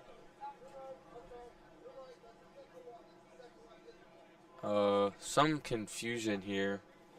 Can't hear what the ump said. He said that's your second one. That's your second one. I'm assuming that's because it was step off with the pitch clock and everything like that. You can only have 2 before third one's a ball. So the ump is actually signaling that it looked like the ump signaled 2-1. Hasn't updated on the scoreboard yet, but we can assume it's 2-1. Anyway, Dowd deals curveball outside. It's 3-1. Yeah. So he did reward a ball because he stepped off too many times. So 3-1 count on Millen. All right, ump. We don't need the scoreboard here to play the game. We know we're running on you. He's gonna reward him first.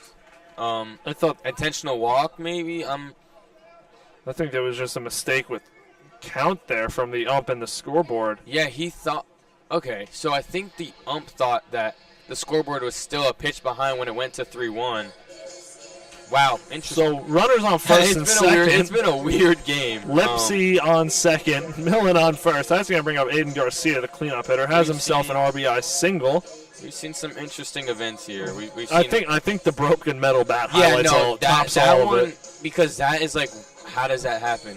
And like I said, I've seen two-piece metal bats be broken before. But so Dowd deals to lefty Garcia. Garcia looks at a curveball in there for a strike. 0-1 count, 2 away. Runners on first and second. You think he had warranty on the bat?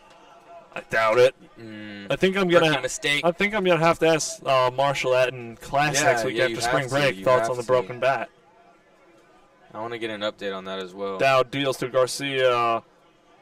Looks like a changeup in there, low and inside. Chavez kept it in front of him. 1-1 count. Had a little bit of trouble though, but no harm, no foul. 1-1 count, 2 away. Runners on first and second for the Owls, and Aiden Garcia stands in. Has 11 RBIs in the season. Had Dowd deals fastball, called strike, 1-2 count on the inside corner. That's a good pitch by Dowd. It really is. 96 pitches, nearing the end here as Fordham has someone warming up. You have to wonder if this is it if Garcia reaches. Yeah, I think this is it no matter what for Dowd for sure. So Dowd just got to give it his all on this count. Dowd deals to Garcia. Garcia fouls the ball off to the backstop. Remains at 1-2 count. Got to tip your cap to Dowd, though. He's attempting to go 5 innings, only giving up 2 runs. Coming into this game, pitched 6 in the third, allowed 13 hits in 2 appearances, only 3 strikeouts, and allowing 3 walks. In today's game, he has 5. 5 strikeouts and 3 walks. So Dowd looks in for these signs on the 1-2 count. Sets. And deals. Lipsy's off and running. Pitches grounded to second base. And that's going to get through. Garcia has himself another RBI single as Lipsy comes around to score, going second to home on stolen base. Attempted stolen base. And Owls lead this one 3-1. Wow, great. Jake Millen's going to go first to second, and that one sneaks through first and second hole, just out of the reach of Bro once again, but to the opposite side of the last one. It was just put in that sweet spot in the infield where it wasn't hit too hard, but it didn't have to be because it's, the first baseman's playing too close to make that play, and second base has to range so far, and it had that spin towards the first baseline as well. So that's exactly what you want in a 2-strike count. So John Schroeder stands in lefty batter's box. Runners on first and second, 2 away. Owls lead now 3-1. Dowd deals. Fastball outside corner, no call. But Schroeder's had some good pieces, though, even though they didn't stay fair. He's definitely got a hold of some pitches. So I want a RBI double so bad from Schroeder here. Dowd sets. 1-0 pitch is on the way to Schroeder. Schroeder looks at a curveball dropped in for a strike. 1-1 count on the outside corner. I'm so close to going back to John Schroeder's high school stats to see if he was a switch hitter before coming to college. Because it's almost natural. It's not. So Dowd deals a 1-1. Schroeder looks at another curveball for a ball. 2-1 count. Doesn't look too out of whack. You can tell he's practiced this 100%. Big spot in this game. Owls looking to tack on some more runs, up 3-1. Dowd deals. Schroeder swings, launches the ball. Foul down the right field line. He got a piece of that one. That one looked like it was heading towards the warehouse. If that was fair, that might have been the longest home run we've seen at the stadium in a minute. Because, wow, that would have went far. I mean, like I said, John Schroeder's been showing some pop from that left-handed spot. So Dowd looks in for the signs on the 2-2 pitch with 2 away. Runners on first and second. Comes to set.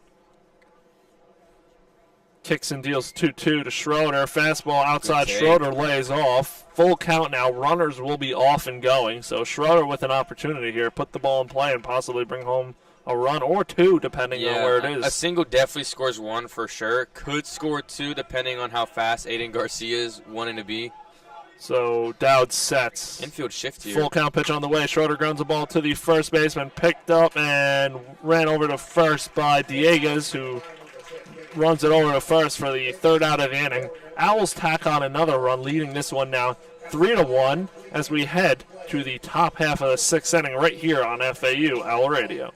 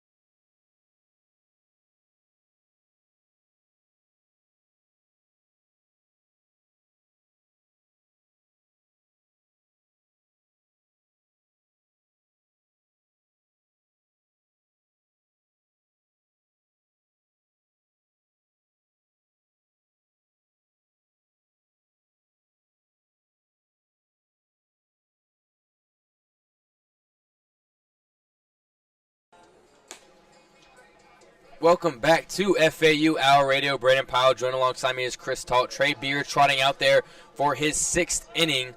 Top of the 6th, up 3-1. Already has 12 strikeouts on the night. On 71 pitches, so very efficient. And the 2 hits allowed were both doubles.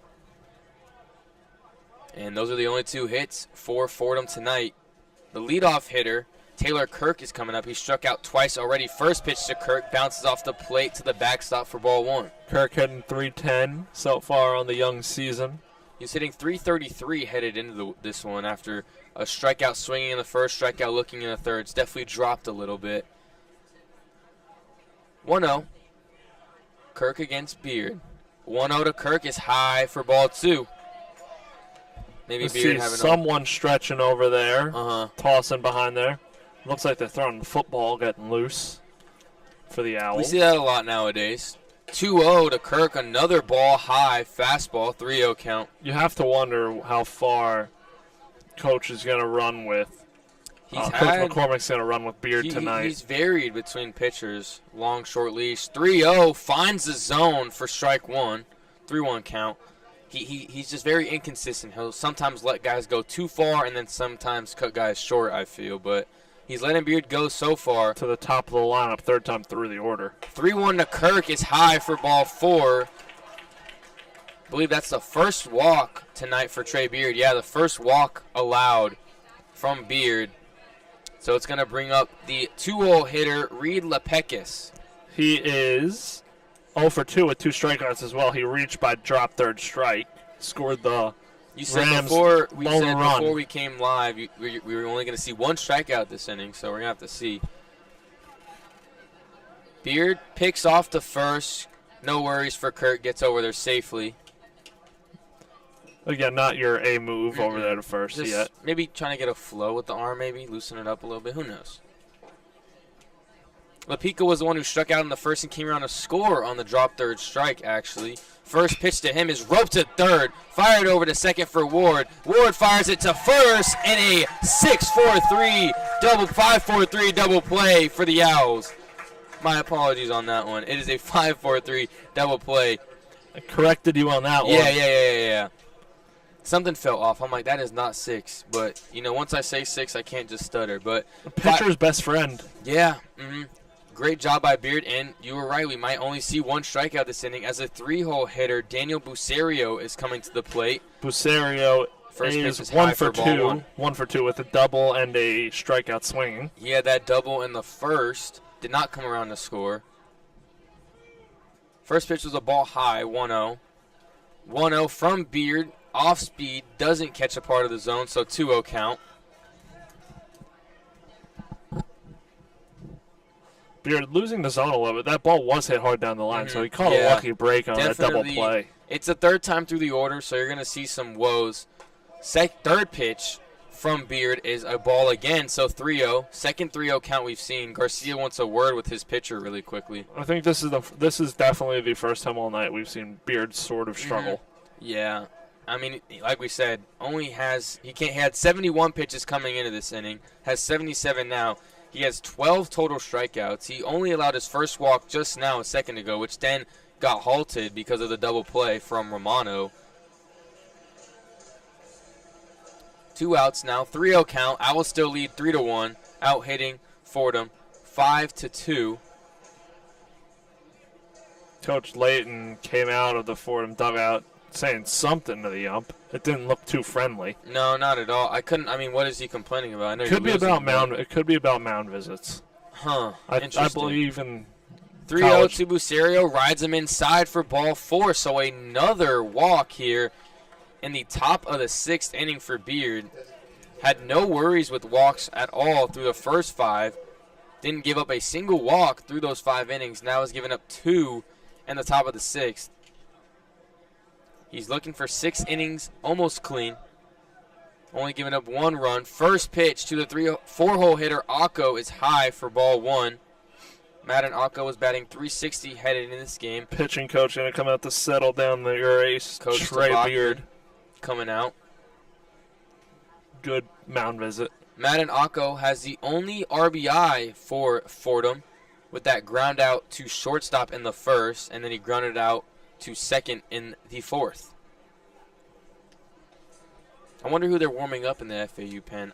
Unfortunately, we can't see that. Let's play the guessing game. Let's play the guessing game. I have a list of pitchers that I was going to assume coming in this game might appear. I think we can eliminate Bollinger because he usually comes in late game. And I would also eliminate Martzoff because he is well. So I'm going to go Ostrander, maybe. And then Fordham's also got someone warming who's definitely going to come out next they're inning. definitely coming in. So I don't have reserves for Fordham on here.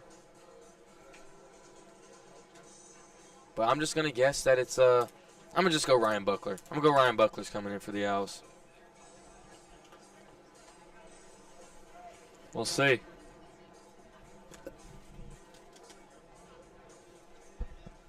So off the mound visit, 1-0 count to Akko. Beard trying to lock back in here.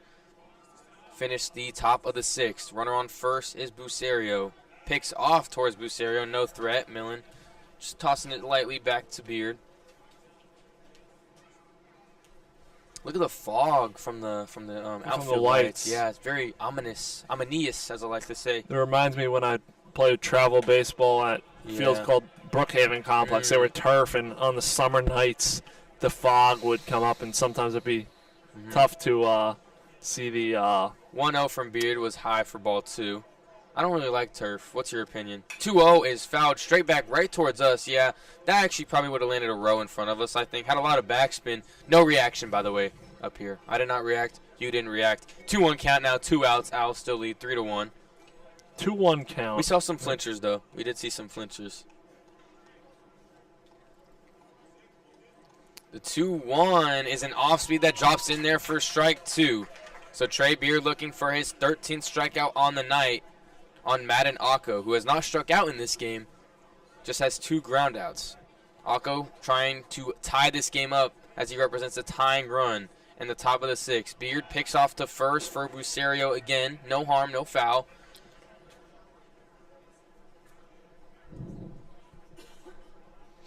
Beard looking for his first strikeout of the inning. Yeah, and you called only 1, so maybe we'll see that here. 2-2 count, 2 outs. Kick steals to Akko, off speed, stealing for second is in there for Bucerio, and it's a ball high. So 3-2 count now, and runner at second is Bucerio as an off-the-line throw from Garcia, who hasn't had the best fielding night so far. Great job by Ward to pick that and keep that in front. Tough hop. That point you just turn into a fielder when you know he's safe. Those are the toughest ones to field.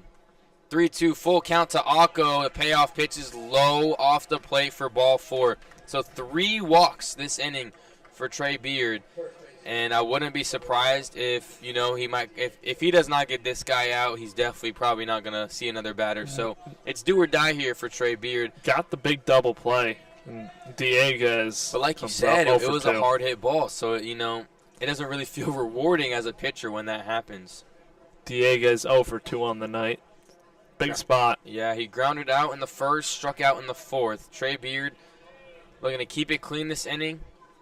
First pitch to Dieguez gets a early swing and a miss on an off-speed low for strike 1. Good changeup. Great Very changeup. Good changeup. Low and outside. Dieguez represents the leading run for Fordham. If he can somehow do something magical here in the top of the 6th. 0-1 to Dieguez. Another looping off-speed. It was a curveball. Doesn't catch the outside part of the plate. Ball 1. 1-1 count. 2 outs. Top of the 6th. Owls still lead 3-1. Of course, nothing's changed. 3 walks this inning for Beard. Picks off a second for Bucerio. He's in there safely. Might be a little bit hurt. He's doing like a slight little push-up. It's tough when you run back into second standing or for any base, really. You could jam anything. Yeah, you can definitely roll something. Buckle the old knees, as they say. You usually want to slide in head first when you're getting picked off.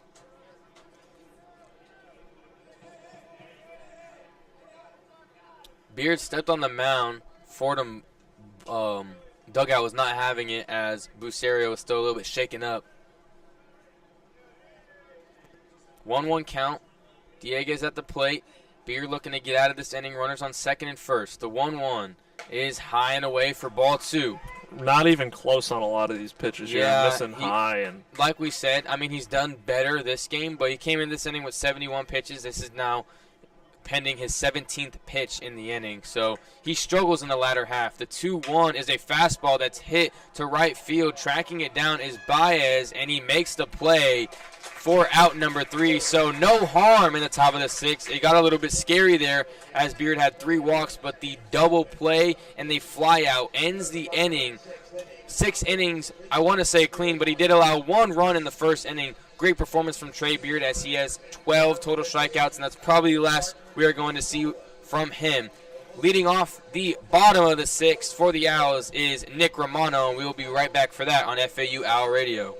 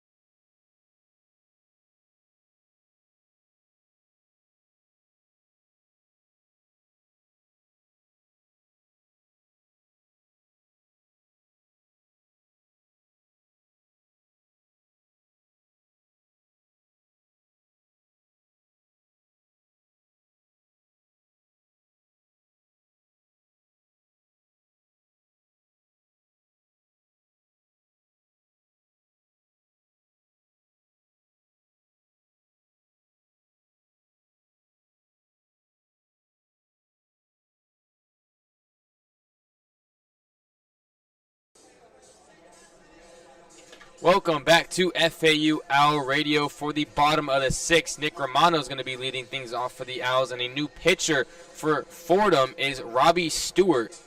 The tall right-handed pitcher has a 6.23 ERA and a 2.31 whip heading into this one. He struggles against leadoff hitters, allowing a 600 average to leadoff hitters. So Nick Romano looking to do some damage here, add some insurance to the 3-1 lead that the Owls currently hold.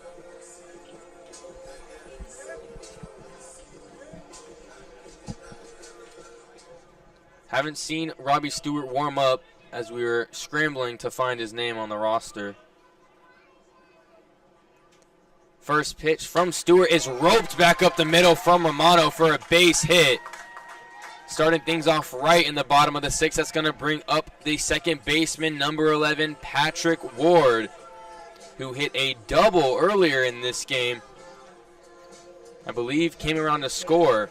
Number 11, Patrick Ward. In the second inning, he hit a double and came around to score. In the 4th, he flew out to right field. Good piece of hitting from Nick Romano. Yeah, first pitch swinging as well. Like we said earlier, we hadn't seen a lot of them since. We've seen a couple. So Robbie Stewart starting off not too sharply.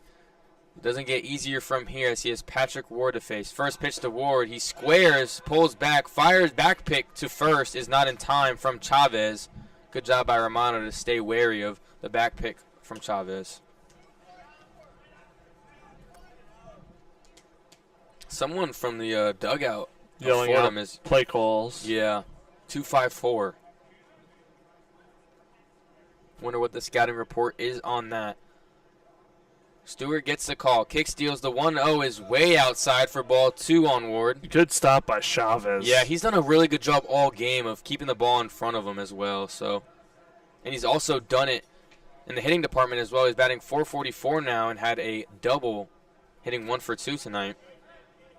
He's going to be due up for Fordham next inning. So 2-0 count now. Patrick Ward at the plate. Romano at first. Stewart on the bump. The 2-1 award gets a big swing and a miss for strike one. 2-1 count. Fordham dugout talking a little bit of trash, I think, to Pat Ward, saying bye you. Happens. It happens. Just got to deal with it. Happens to the best of us. That's the dugout's job, you know. They're supposed to chirp. Yes, they are. Doors, you know, window shopping, sword, all that. Stewart gets the call. Kick steals 2-1 to Ward. Is hit to center field, slicing to the right, but is tracked down for Markey for out number 1. Romano goes back to first. Another good piece of contact there from We've seen some unfortunate outs here, especially for the Owls. Good piece of hitting. It just finds the glove. It happens sometimes. It's just one of those nights. But that's going to bring up the Indian River State College transfer, number 1, Danny Baez, playing right field tonight. Batting .429 in 7 at-bats, has 3 hits, has scored 5 times, only has 1 RBI. Struck out once, and he's walked twice on the season. Runner at first is Romano. First pitch from Stewart to Baez is taken off speed for a called strike 1. 0-1 count now. 1 out. Owls lead 3-1. Middle infield playing double play depth. We've seen a couple double plays so far in this game. And Fordham looking for the inning ending. It's a tongue twister. Double play here from Baez. Stewart taking his time. Backfires to Nick Romano at first, checking in on him. Make sure he doesn't get too lonely over there at first.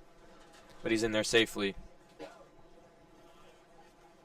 Stewart does take a minute to, you know, get the pitch, get settled in, throw the pitch. Stewart comes set. Hasn't kicked yet. Kicks 0-1 to Baez. Gets a sword swing and a miss from Baez. They're checking him and they say he swung. 0-2 count now.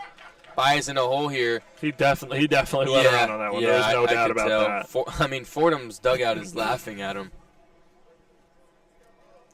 Stewart getting the call. Taking a minute to, you know. Okay, now he steps on the rubber. Mono still at first, 1 out.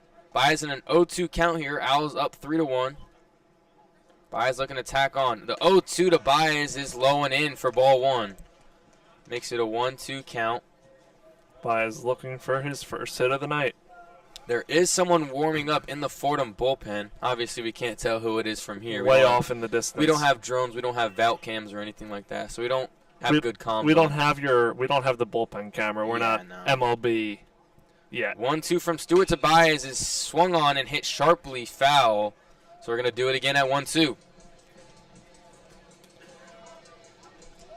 Baez fighting here. Baez doing a good job staying in the count after getting laughed at from the Fordham dugout. Trying to get his get back. It's 0-2 tonight. A ground out in the second and a fly out to right field in the fourth. Trying to change that up here. Stewart, 1-2 count. Romano at first. Throws to first, checking in on Romano. He's just, you know, his every other pitch checkup on Romano, making sure he doesn't get too lonely over there. He has no stolen bases on the season, so he's not really that big of a threat. 1-2 from Stewart to Baez is low for ball 2. Good eye. Good eye from It was Baez. a low fastball, I believe. Laying off of that pitch. Baez didn't want any part of it. Good discipline. So after starting 0-2, it's 2-2 count now. 1 out. Owls again still lead by 2, 3-1. Having 6 total hits on the game.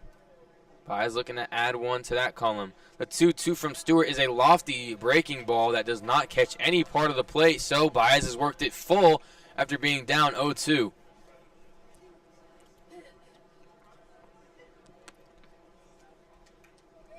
Danny Baez locked in here. 3-2 count, full count. Romano at first. Looking to add some insurance. Stewart, the payoff pitch is hit hard to second base. Flip to shortstop at second for 1. Over to first is safe is Danny Baez. So only 1 out on the fielder's choice from Grabo to Kirk. Kirk could not get the throw to Dieguez in time. Good job from Danny Baez running that one out. So that's going to bring up the 9-hole hitter, shortstop number 5, Brando LaRoe, the senior, is 0 for 2 tonight with an error in the second and a flyout in the 5th. Taylor made double play on that ball, but by his bit Yeah, too he's got fast. good speed, and he's in the left-handed batter's box as well. Gets so out he quicker. gets out really quick, and he's an outfielder. You can expect that from him. You could also maybe expect a stolen base attempt from Baez with 2 outs. And not much of a power threat in LaRoe, hitting 9th. Look, to As get things moving. Stewart, he just wants to check up on Baez now. He just faced him. He's like, yo, you good over there at first? He's called safe, of course. No real threat from Aiden Stewart throwing over there.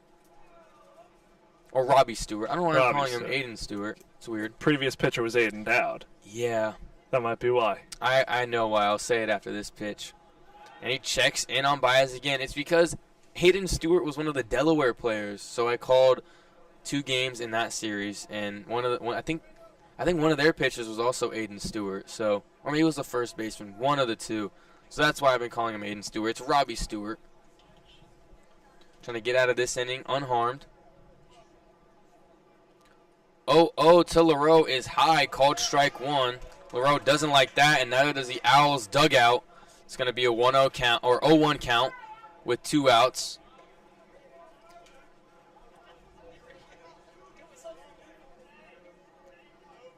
Stewart on the rubber, comes set.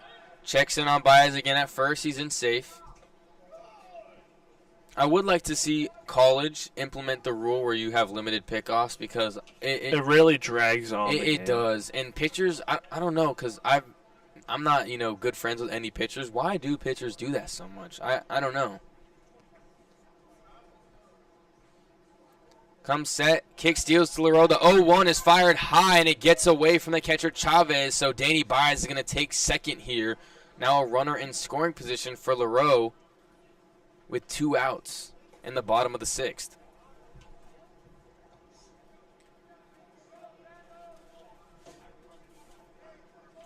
LaRoe, like we said, has 4 doubles coming into this game. All came in that shootout against UConn a series ago.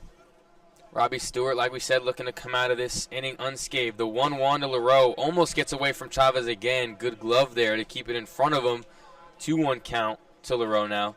2 outs. Baez now at second. Stewart comes set.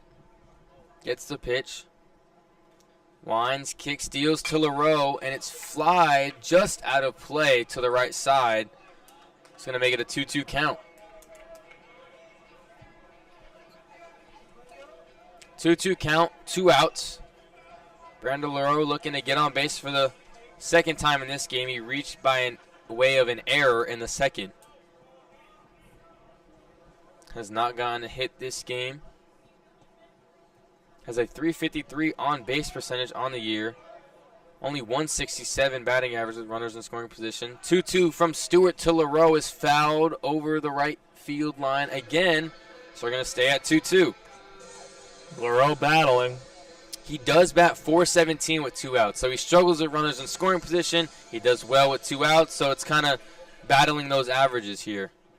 And we've seen so far Stewart hanging around the zone, and in 5 innings pitched this year, he has 7 walks, so way above what it should be and hanging around the zone right now.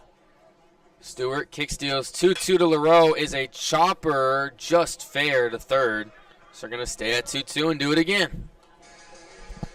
Leadoff hitter Lipsy on deck.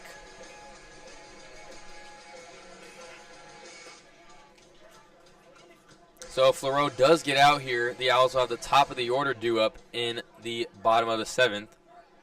LaRoe being the 9-hole hitter.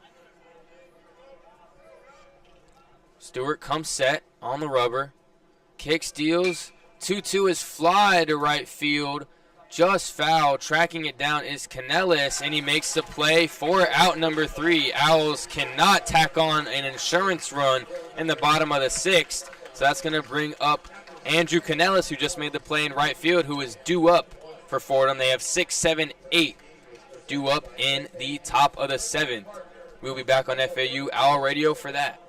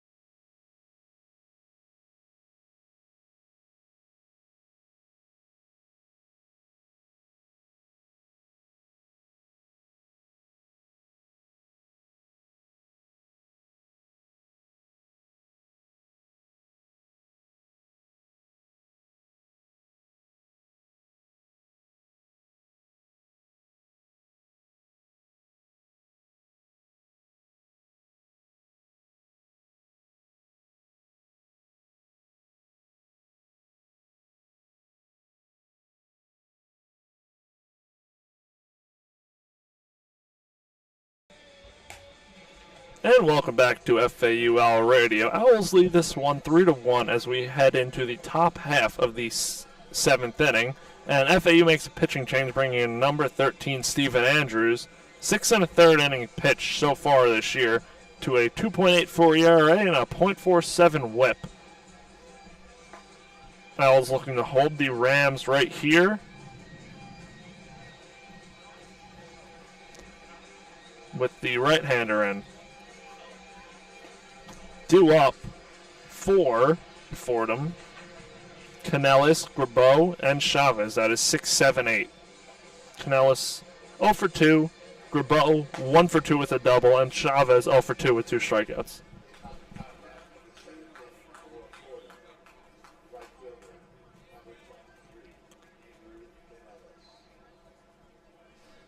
So Stephen Andrews takes a minute behind the mound, reaches down for the rosin and steps onto the rubber. Canellis steps in, the right fielder for Fordham. Andrews sets, kicks and deals. Pitch fouled off, grounded down the first baseline towards the FAU dugout for a 0-1 count. Really a picture-perfect weather night here in Boca Raton. No wind. It's not too hot, not cold, and great night for baseball. Andrews sets and deals. Pitch is fouled off back here to the screen. 0-2 count now on Canellis.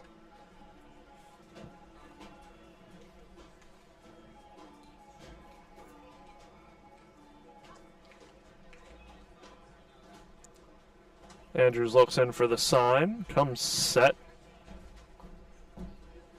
and deals the 0-2 pitch to Canellis. Canellis swings over and fouls a ball off. Back to the backstop. Remains an 0-2 count on Canellis.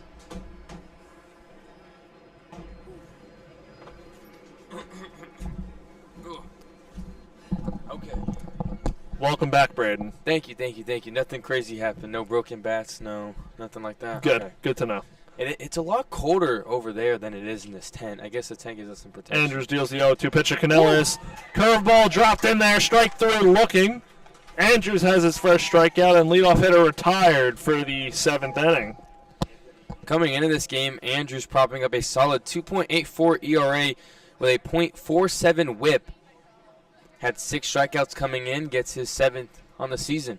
You see, my friend Brayden, if you were here, you would have known I went over that. Oh, okay, cool. So I probably shouldn't have said that then. Brayden had a little trouble, right. Got beaten up behind the stands. Yeah. My past caught up with me, guys. Andrews deals to Grabeau. Fastball, called the ball, 1-0 count, 1 away. I was just trying to provide some insight, just be... I was just trying be to the color commentator. Contribute. I was trying to contribute to the broadcast in some way, shape, or form. Andrews set to deal the 1-0 pitch to Grabeau and deals fastball in there, called strike looking, 1-1 count on Grabeau. The freshman for Fordham. Andrews left the game against UConn on Sunday early due to an arm injury. It wasn't anything severe, obviously. He's out here today. Andrews deals, swung over, fastball and missed, strike 2 on Grabeau, 1-2 count.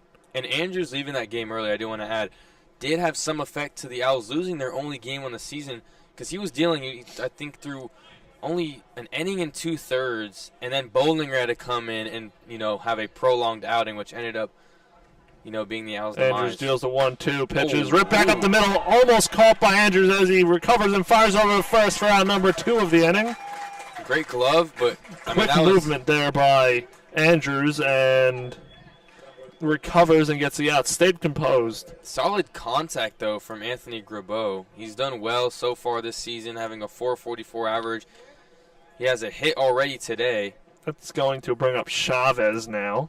The catcher. Chavez 0 for 2 with 2 strikeouts, 1 looking, 1 swinging. Showed off the glove, showed off the catching gear so far in this game. Looking to break through on the hitting side of things. He struck out twice so far.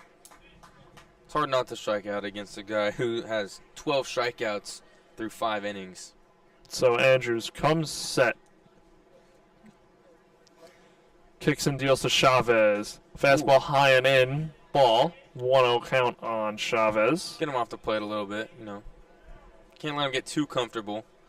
But if you're a guy like Marshall Lipsy, you don't really care. You want the pitcher to live inside in that area so you can get a hit by pitch. Andrews comes set.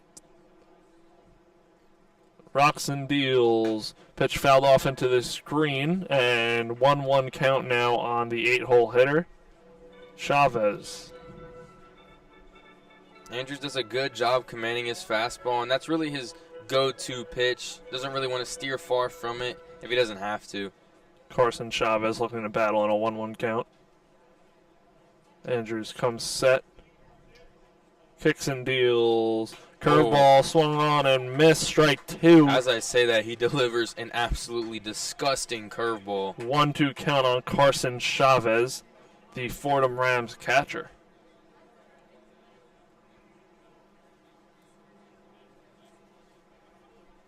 Andrews sets. 1-2 pitch on the way. Fastball does not catch the outside corner. Call the ball. 2-2 count. 2 away. Good miss, though. Great miss. Very good miss. Just outside where you want to miss. Andrews doesn't allow a lot of guys on base, like we said. It's a .43 whip now, and the only runs he's given up was a 2-run home run a couple of games ago. So Steven Andrews deals a 2-2 pitch to Chavez. Curveball swung on and missed. Strike 3. Owls get out of the inning. Andrews retires a side in order, and we will head to the bottom of the 7th inning. Owls lead this one 3-1 right here on FAU Owl Radio.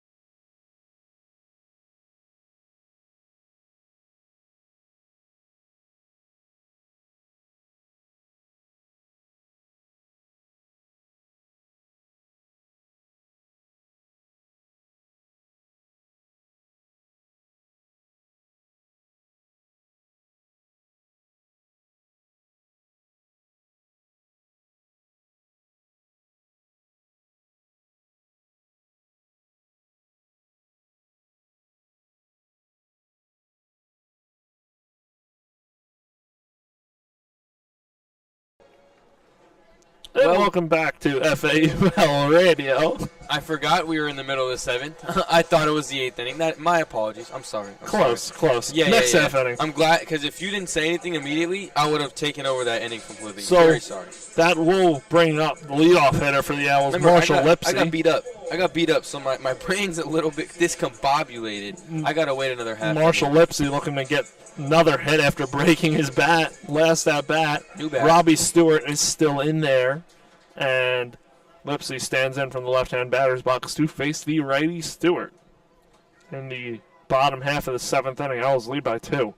Stewart deals. Lipsy squares and does not get it down. Fastball was low and outside Lipsy. Ball got under his bat. Yeah, 0-1 count. Jabbed at it. It kind of makes me mad when, you're at the collegiate level and you're still jabbing when you're bunting. Come on, yo. So Stewart deals the 0-1 pitch to Lipsy. Lipsy looks at a breaking ball, called strike inside corner. 0-2 count now on the Owls' leadoff hitter. Good pitch selection there from Stewart. Lipsy was not expecting a off-speed on that part of the plate. So 0-2 count, Lipsy battling. Stewart deals fastball outside corner, just missed. 1-2 count. Some great views tonight, of course, in the outfield. Obviously, earlier we had the sunset. And now it's a nice, beautiful night here, Friday night. So Stewart rocks and deals the 1-2 pitch to Lipsy. Lipsy fouls the ball off, little dribbler into the Owls dugout. I'm calling home run. Lipsy bomb. 5-run home run with no one on base. And he hits the scoreboard and they add 5 extra runs. Stewart looks at the signs. Comes to set. 1-2 pitch to Lipsy is on the way. Lipsy looks at a changeup outside for a ball. 2-2 count.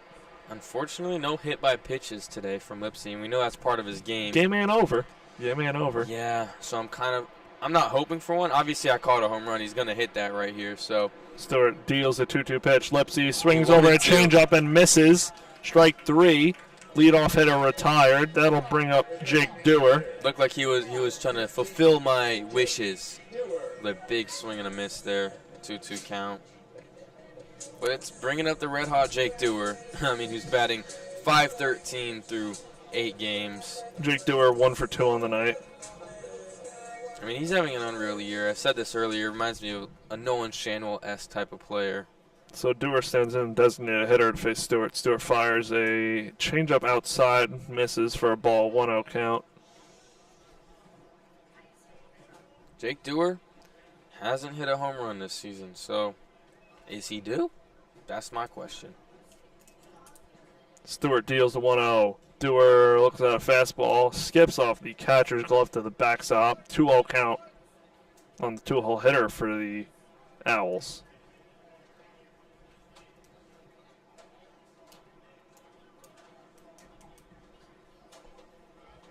Stewart sets and deals to Dewar. Dewar looks at a fastball called strike. 2-1 count now with 1 away. That was definitely a pitch Dewar could have handled there. Fastball over the heart of the plate.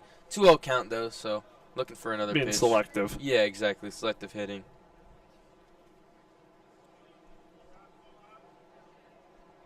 Stewart rocks and deals the 2-1 pitch. Outside changeup call the ball. 3-1 count now on Jake Dewar.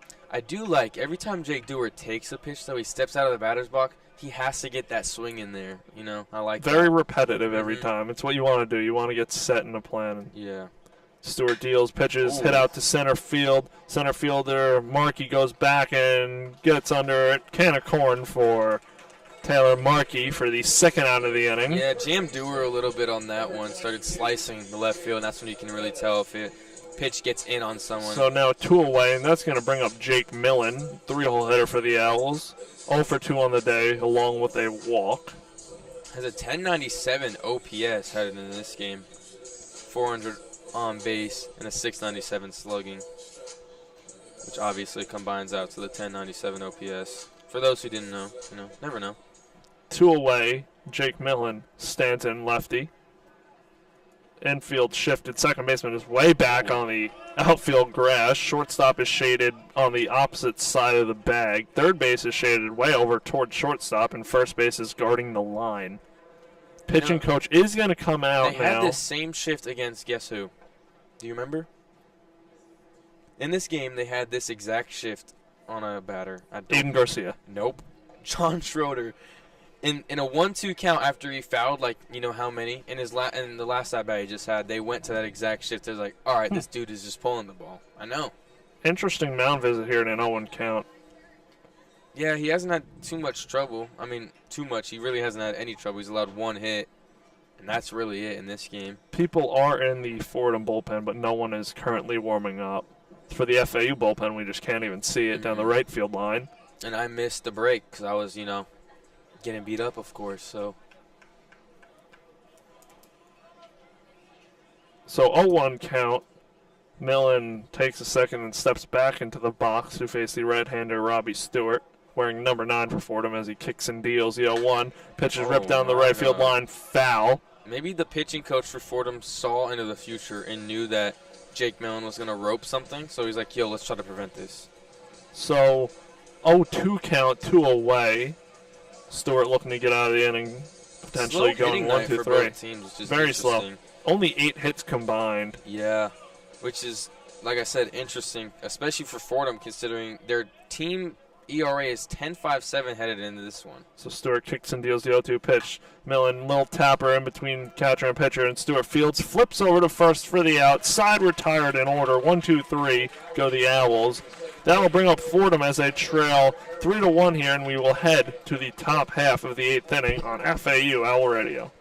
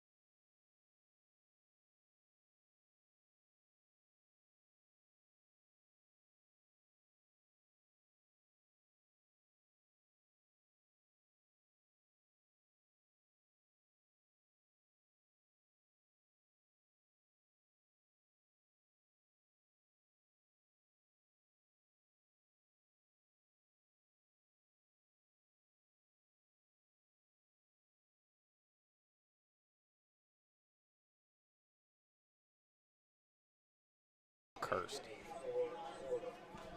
Welcome everybody back to FAU Owl Radio. Brayden, Pyle. Joined alongside me is Chris Talt.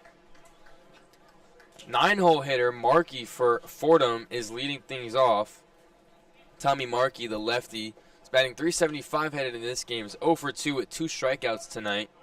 Fordham has a total of 14 strikeouts as a team, so definitely not what you're looking for. Andrews' first pitch to Markey is outside, called strike one, 0-1. A very good pitching night from the Owls at this point. Don't want to jinx it here. Still playing time to go. 2 more half innings with Fordham with a chance. Leadoff hitter Kirk on deck. Andrews kicks, steals the 0-1, is slowly chopped foul down the first baseline. It's going to go to 0-2. Andrews has been really solid out of the bullpen so far this season for the Owls. Yes, he has been. Pitching to a 2.45 ERA. And that whip, I mean, a .41. Basically averaging a runner on base every 2 innings, which is insane. 0-2 is a called strike 3 on a fastball down the pipe, and Markey watches it fly by. We like to call that window shopping from Tommy Markey. Just looking. So now 1 out, the 15th strikeout for Fordham. And that would be good if I was talking about their pitching, but I'm actually talking about their hitting. Racking up the Ks. Yeah, Fordham hitters have 2 hits. Both were doubles, but that's it. 3 walks and then those 15 strikeouts, which are very daunting. Leadoff hitter is up for Fordham now, Taylor Kirk. Andrews' first pitch to Kirk gets a wild swing and a miss for strike 1. Breaking ball way out of the zone, too. Yeah. Surprised you're swinging at that pitch. Uncharacteristic swing from, a leadoff hitter like Taylor Kirk. Andrews working fast here. Comes set. Kick steals the 0-1 is a fastball on the outside part of the plate, called strike 2. 0-2 count, 1 out. Owls lead 3-1 in the top of the 8th. Fordham down to their last 5 outs. I can't count today either. Midterm week, we'll give you a pass. Exactly. Thank you. Had to point that out. 0-2 is an off-speed, just bounces in the dirt for ball 1. A lot of studying, a lot of I literally said his name earlier. John Green? Yes. Yeah. Crash course. Shout us out to him, bro. He's goated. Definitely saved me during my history exam. And, yeah, I have an English essay due after spring break. That's not going to be cool either. 1-2 to Kirk. Off-speed comebacker finds its way up the middle. Andrews couldn't get a glove on it, so it's going to be a 1-out hit for the leadoff hitter, Taylor Kirk. That's going to bring up the 2-hole hitter, Reed LePekis, who's batting 160 on the season. Tough day for him. I mean, he did score the lone run after the dropped third strikeout that he reached on turned that around third inning with a strikeout, then grounded into a 5-4-3 double play in the sixth inning. Well, like I called it a 6-4-3 double play because, my brain isn't working properly today. You corrected yourself fast enough, though. Yeah, but it was only because you're jolting hand. Actually, I probably would have corrected myself either way, but, you definitely helped with the hand in the face, yo, it's 5. That's a 5. It's 5-4-3. 5-4-3. Andrews' first pitch to Lepekis is high and inside for ball 1. 1-0 count. Lepekis representing the tying run here as the Owls lead 3-1. That was only the third hit on the game for Fordham. Lepekis looking to start cooking here for the Rams. 1-0 to Lepekis, a breaking ball that finds its way into the zone for strike 1. Outfield playing normal depth. Middle infield playing double play depth. First base holding on the runner. And Romano playing normal depth just behind the third base bag. Lepekis in the first inning had that drop third strike and then came around to score, which is Fordham's lone run on the night. It's got to suck if they end up not allowing a single run. The shutout was so close besides Aiden Garcia's brain fart as Andrews checks on the runner Kirk at first. He's in there safely. Yeah, it sucks that Aiden Garcia showed no effort and couldn't block that drop third strike in the first inning from Beard. Andrews has 3 Ks and an inning in the third pitch so far. And checks back on the runner Kirk. A little bit of a closer play that time, but he's still in there safely. Lots of checks over to first base from all these pitchers. Over, under. In all these games that I've encountered that I've broadcasted so far this year, from Delaware, Miami to now, these pitchers are always throwing over. I would say over-unders at 25.5 total. That might be too low, actually. I think that's even too low. 1-1. Andrews is a called strike 3. Throw down to second after Kirk steals is not in time, and it's high, so it bounced into the outfield. Kirk's going to stay at second, but he's got a stolen base, and that rules out any double play opportunity for the Owls. Or at least traditional double play. You never know. I can't fully rule it out. That ball sailed on Garcia. Yeah, he started tailing. He hasn't done a good job behind the plate fielding-wise so far in this game. Like we said, obviously let that drop third strike get away from him. And now he's allowed 2 runners to steal second on him. Even if that was a good throw, I don't think that was going to happen. And Andrews does have to do a better job of holding on there. And Kirk got a good jump, so combination. 1-2 is hit hard down the right field line, foul. So it's going to stay at 1-2. Jeez, tongue-tied right now. 1 out, runner at second is Kirk. Lepekis at the plate is 0 for 3 tonight, looking to do some damage as he represents the tying run in the top of the 8th. Trailing 3-1.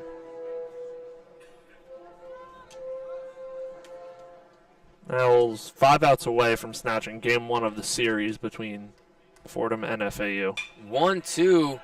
Lepekis just throws his hands at it and fouls it off. Foul down the first base line. So we're going to stay at 1-2 and do it again. Lepekis doing a good job fighting here in a 2-strike count. Andrews trying to put him away and get his 4th strikeout on the night. Only at 20 pitches through an inning in a third pitch, but I believe he was at 13 or 14 headed into this at-bat. So Lepekis really making him earn it. 1-2 from Andrews. Gets a late swing, but he flares it into right field for a hit. Rounding third is Kirk. The throw in. Oh, he doesn't go home. Kirk decides to stay home as Baez, the strong arm from right field. So now runners on the corners for Fordham. That's going to bring up the 3-hole hitter, third baseman Daniel Bucerio. And that's going to be now that's bringing out the leading run to the plate, tying run on first. Yeah. And looks like Coach McCormick's going to make a pitching change. He could bring in Bollinger earlier than usual. I would assume he uses Bollinger or Martzoff. Yeah, he might use that looks like Martzoff, I believe. It is a lefty, and it's a big guy, so it does look like Max Martzoff is coming in with runners on the corners. Andrews had no trouble through really the first 3 batters, faced some trouble giving up 2 hits in this inning.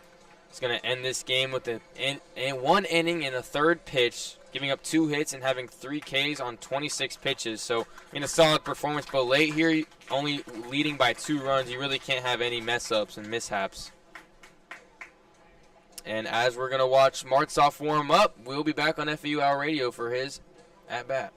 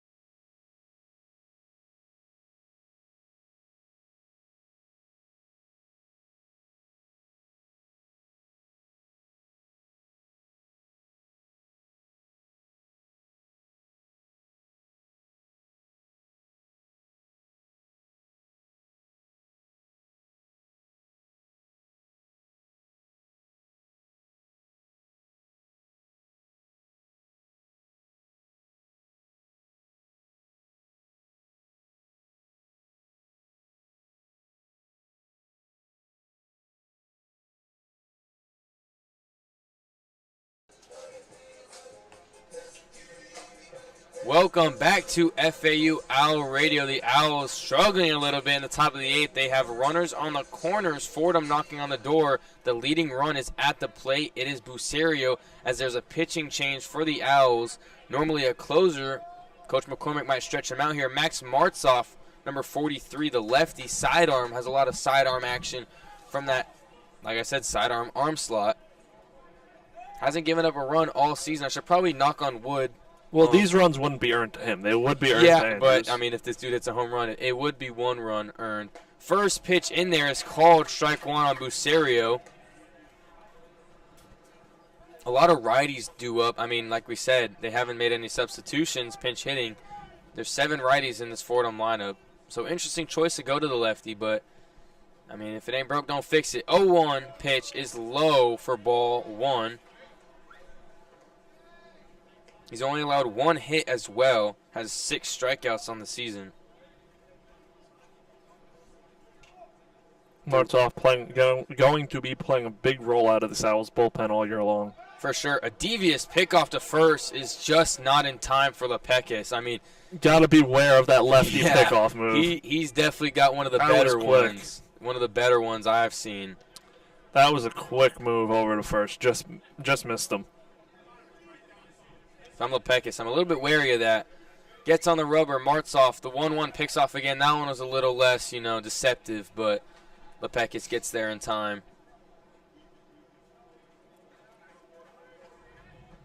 So still 1-1, 1 out. Fordham now has 4 hits on the game. Runners on the corners. Looking to tie this game up or better.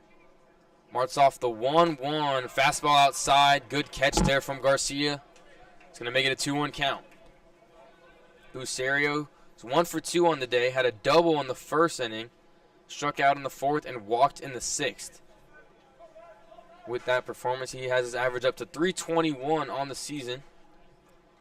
Martzoff on the rubber. The 2-1. Taking his time here. Picks off at first for Lepekis again. He's safe, as they usually are. Very rarely not. Yeah, exactly. I mean, the closest one we saw was from Martzoff, 2 pickoffs ago. Yep. Still 2-1, 1 out. Owls lead by 2. The 2-1 from Martzoff. High fastball does not get the call. 3-1. It would be a scary sight if they load the bases here for the cleanup hitter Madden Akko, who's the DH, so he's probably the best hitter on this Fordham lineup. He's 0 for 2 today. The 3-run from Martzoff is outside for ball 4, so things are getting scary here for the Owls as Fordham has their best hitter, number 6, DHing tonight, Madden Akko. Coming in this game, had a 360 average. He's 0 for 2 tonight, but has an opportunity to do something big here for Fordham. The base is loaded, 1 out.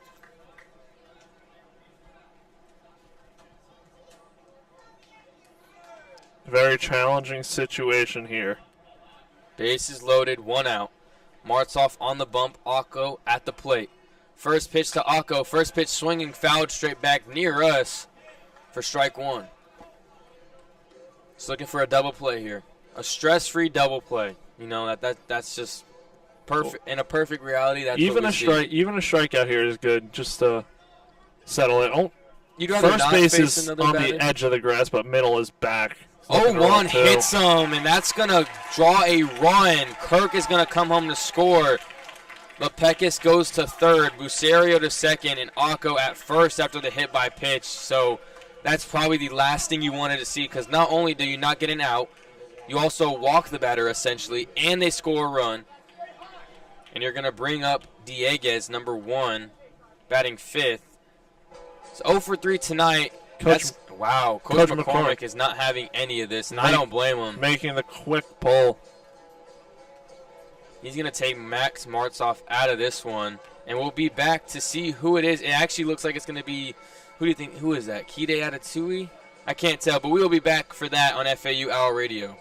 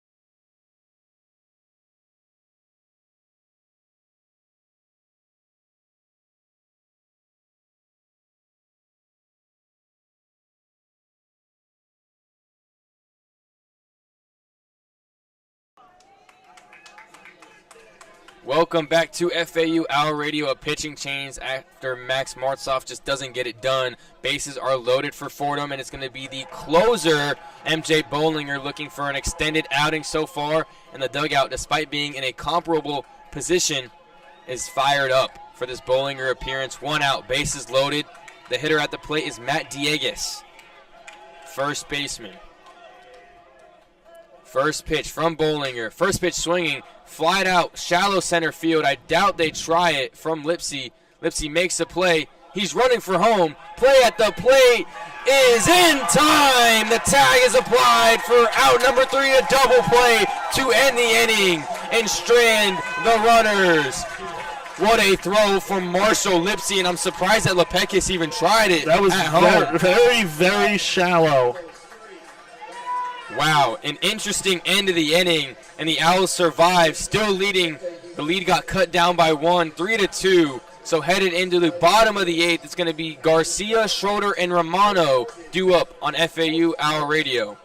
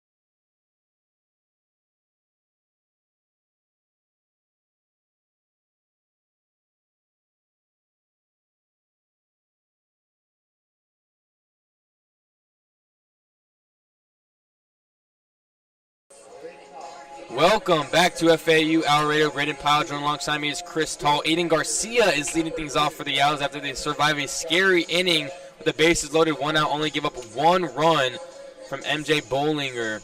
He's going to be pitching in the 9th, I can imagine, as well. So 3-2 game. Garcia again leading things off, has 2 RBI singles, 1 in the first, 1 in the 5th. Has a season average up to 368, has a 520 on base, and a 1257 OPS.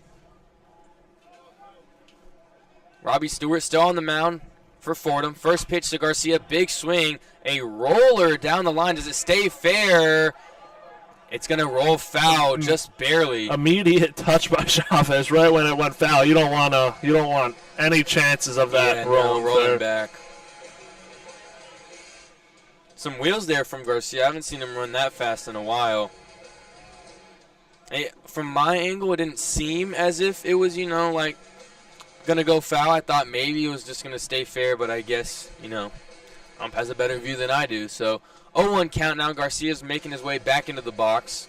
Like he said, 2 for 3 so far in this game with 2 RBI singles, 1 in the 5th, 1 in the 1st. Has 7 hits on the season and 12 RBIs.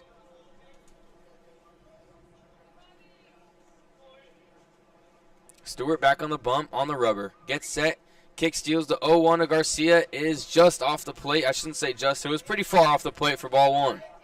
1-1 count. Owls lead 3-2 in the bottom of the 8th. Have limited opportunity to add insurance in this one. So you have Garcia, Schroeder, and Romano due up. 1-1 from Stewart, high and away for ball 2. 2-1 count. Garcia in a hitter's count now. The 1-run lead. Trying to add on some runs.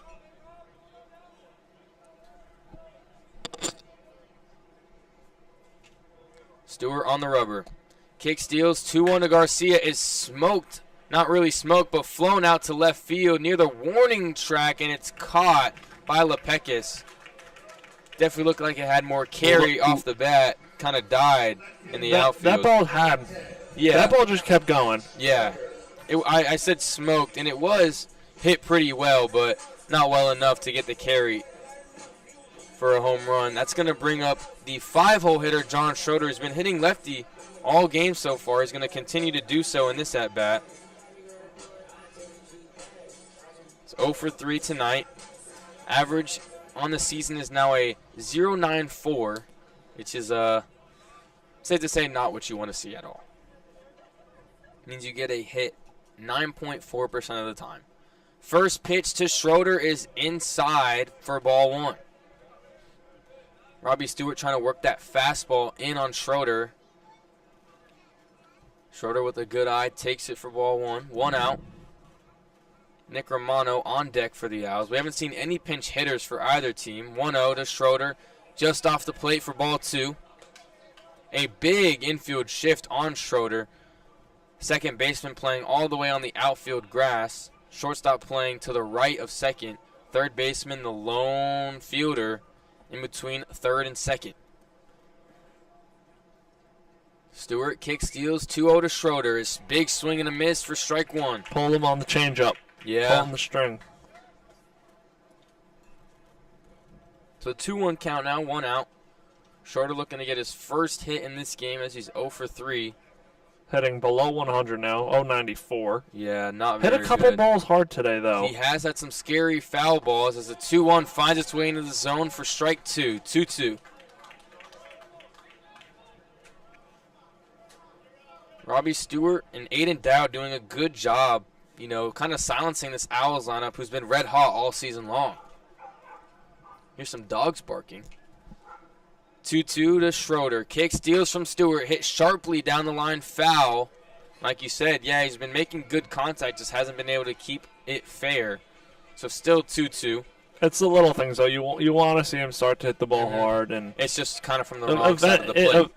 Baseball, as we both know, it's streakiest sport you could play. And exactly. Yeah. It'll start turning for him. It's a long season. It happens all the time. 2-2 to Schroeder, grounded softly in between first and second, or first and the pitcher or the first baseman do not get there, so Schroeder gets his first hit of the night. And that's That's a line drive in the books. Exactly. That is a single. Sometimes you just need that to get you moving. Exactly. It could be that ends up as a single, or it could be a 105-mile-an-hour exit velo to right field. It doesn't matter. It goes as a single in the books, like you said. It kind of just found its way in that gray area, like I said, in between the pitcher and first base.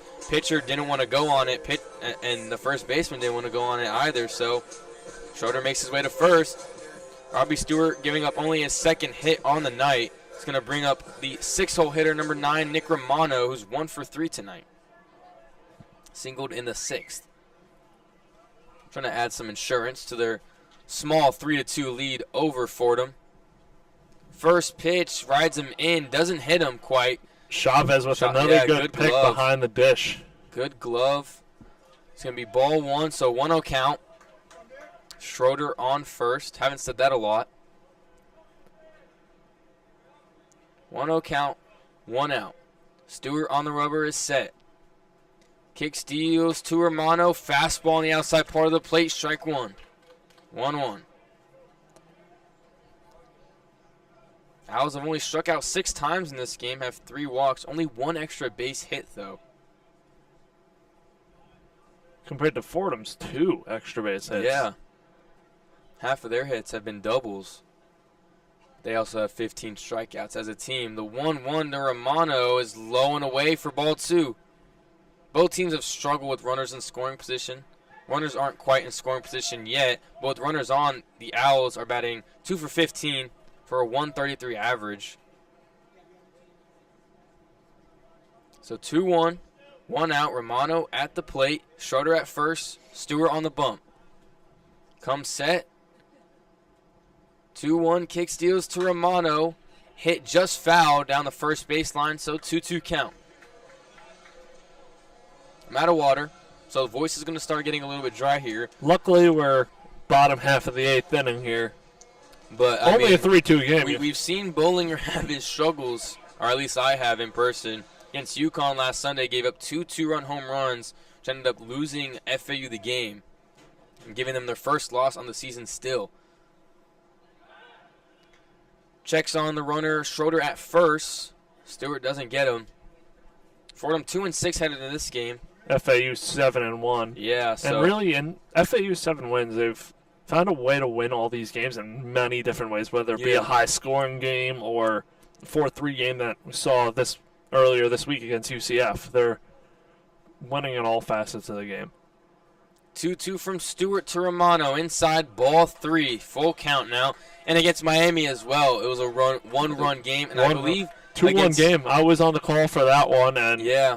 Against UConn as well. Dominant pitching performance. And then you look this past weekend against UConn, they won a game 25-19. So like you said, just don't different see varieties. that every day. Stewart checks on the runner. Schroeder at first again. And like I said, I mean, we've seen so many pickoff attempts at first. I would like to see, maybe the NCAA limiting the amount of times you can pick off. I know the MLB because has done it. you see they have a pitch clock, which they also have in the MLB. And they implemented those at the same time. So it's interesting that they don't have that yet. Payoff pitch to Romano. Schroeder goes for second. It's hit sharply deep to right field at the wall. It's gone! A 2-run bomb from Nick Romano. Adds 2 on the board for FAU, making it a 5-2 ball game. What a swing and a full count from Nick Romano, driving in Schroeder and himself. And we thought we weren't going to see a home run this game, Chris. Well, we were wrong. We got one. They're throwing T-shirts out in the crowd, and that definitely, slows the heartbeat down for Coach McCormick in the dugout, now having a 3-run lead, and could add more to the scoreboard as Pat Ward, the junior, is 1 for 3 on the night, playing second base in the field, batting .364 now. A big lift for the Owls now. A 3-run lead, huge difference. Romano's second home run on the season. First pitch to Ward is an off-speed, called strike 1.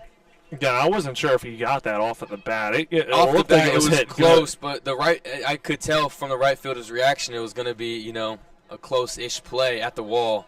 Got enough lift. Only his 6th RBI on the season for Romano. The 0-1 to Ward is another breaking ball in there for strike 2. Ward struggles against the breaking balls. He definitely has a, pitch of preference, and it's the fastball. Most hitters, they're fastball hitters. But Ward really does struggle against the off-speeds. Had a double in the second and came around to score. Has not reached base since. The 0-2 to Ward gets a fastball, and he rips it in between third and short for another hit for the Owls. It's going to bring up the 8-hole hitter, Danny Baez. So the bats are starting to catch fire a little bit. Yes, they are. Yes, they are. This is the Owls we're familiar with. This is, the lineup that can hit any pitcher at any time. And no disrespect to Fordham, but this is kind of the pitching we were expecting heading into this game. Headed into this game, 10.57 ERA as a team, a 2.39 whip, and 61 innings pitched as a team. So I expected this struggle, giving up their 14th home run as a team to Nick Romano now. First pitch to Baez is off the plate fastball for a ball, 1-0. It's got to suck if you're Robbie Stewart. You're doing so well, and just one pitch can change it all. One swing, one pitch, anything. That's how quick it can change. Momentum turned when Lipsy threw him out at home plate from center field, and that really switched things up here because double play with the bases loaded, killer for Fordham with a chance to take the lead. Yeah. And potentially even blow it open the way this FAU offense has been going today. 1-0 was thrown high and outside for ball 2, but yeah, you're right. Bases loaded, only 1 out. They scored 1 off a hit by pitch. It's just unfortunate they couldn't get any runs. And that was a very shallow hit ball, 2 out to center field. Lipsy was almost on the infield. 2-0 is smoked to short. Hot shot is fielded cleanly, but the throw back to first is wild. And Pat Ward is going to take second easily. Not sure what the shortstop Taylor Kirk was doing there. It looks like he got caught in between. It looks like he was going to throw it and then someone told him to hold it, and then he just accidentally let go of it. His footwork was off, so he kind of tripped mid-throw. I don't know. I'm not sure. Good glove, but disappointing throw there. And Pat Ward is going to advance to third, as that's going to bring up the 9-hole hitter, Brando LaRoe. It's 0 for 3 on the night. I'm looking to add some insurance to this already big inning because of the 2-run home run from Nick Romano. First pitch from Stewart to LaRoe is in there. Fastball called strike 1. Danny Baez with a good piece of hitting, though. It was a good barrel. Just sometimes those find the glove, You do nothing wrong in those type of at-bats. You see that hit, that line drive to shortstop, and then you see the little dribbler that Schroeder had earlier this inning. And that's baseball. Yeah. 0-1 off the plate for ball. No other way to say it other than that's baseball. It's like when you hit a perfect out, and then you get an early okay hit. It's just like in MLB. And no other sport is like that. You're right. No other sport. No other sport can you get rewarded for bad piece of hitting and, the opposite when you are hitting well. Correct.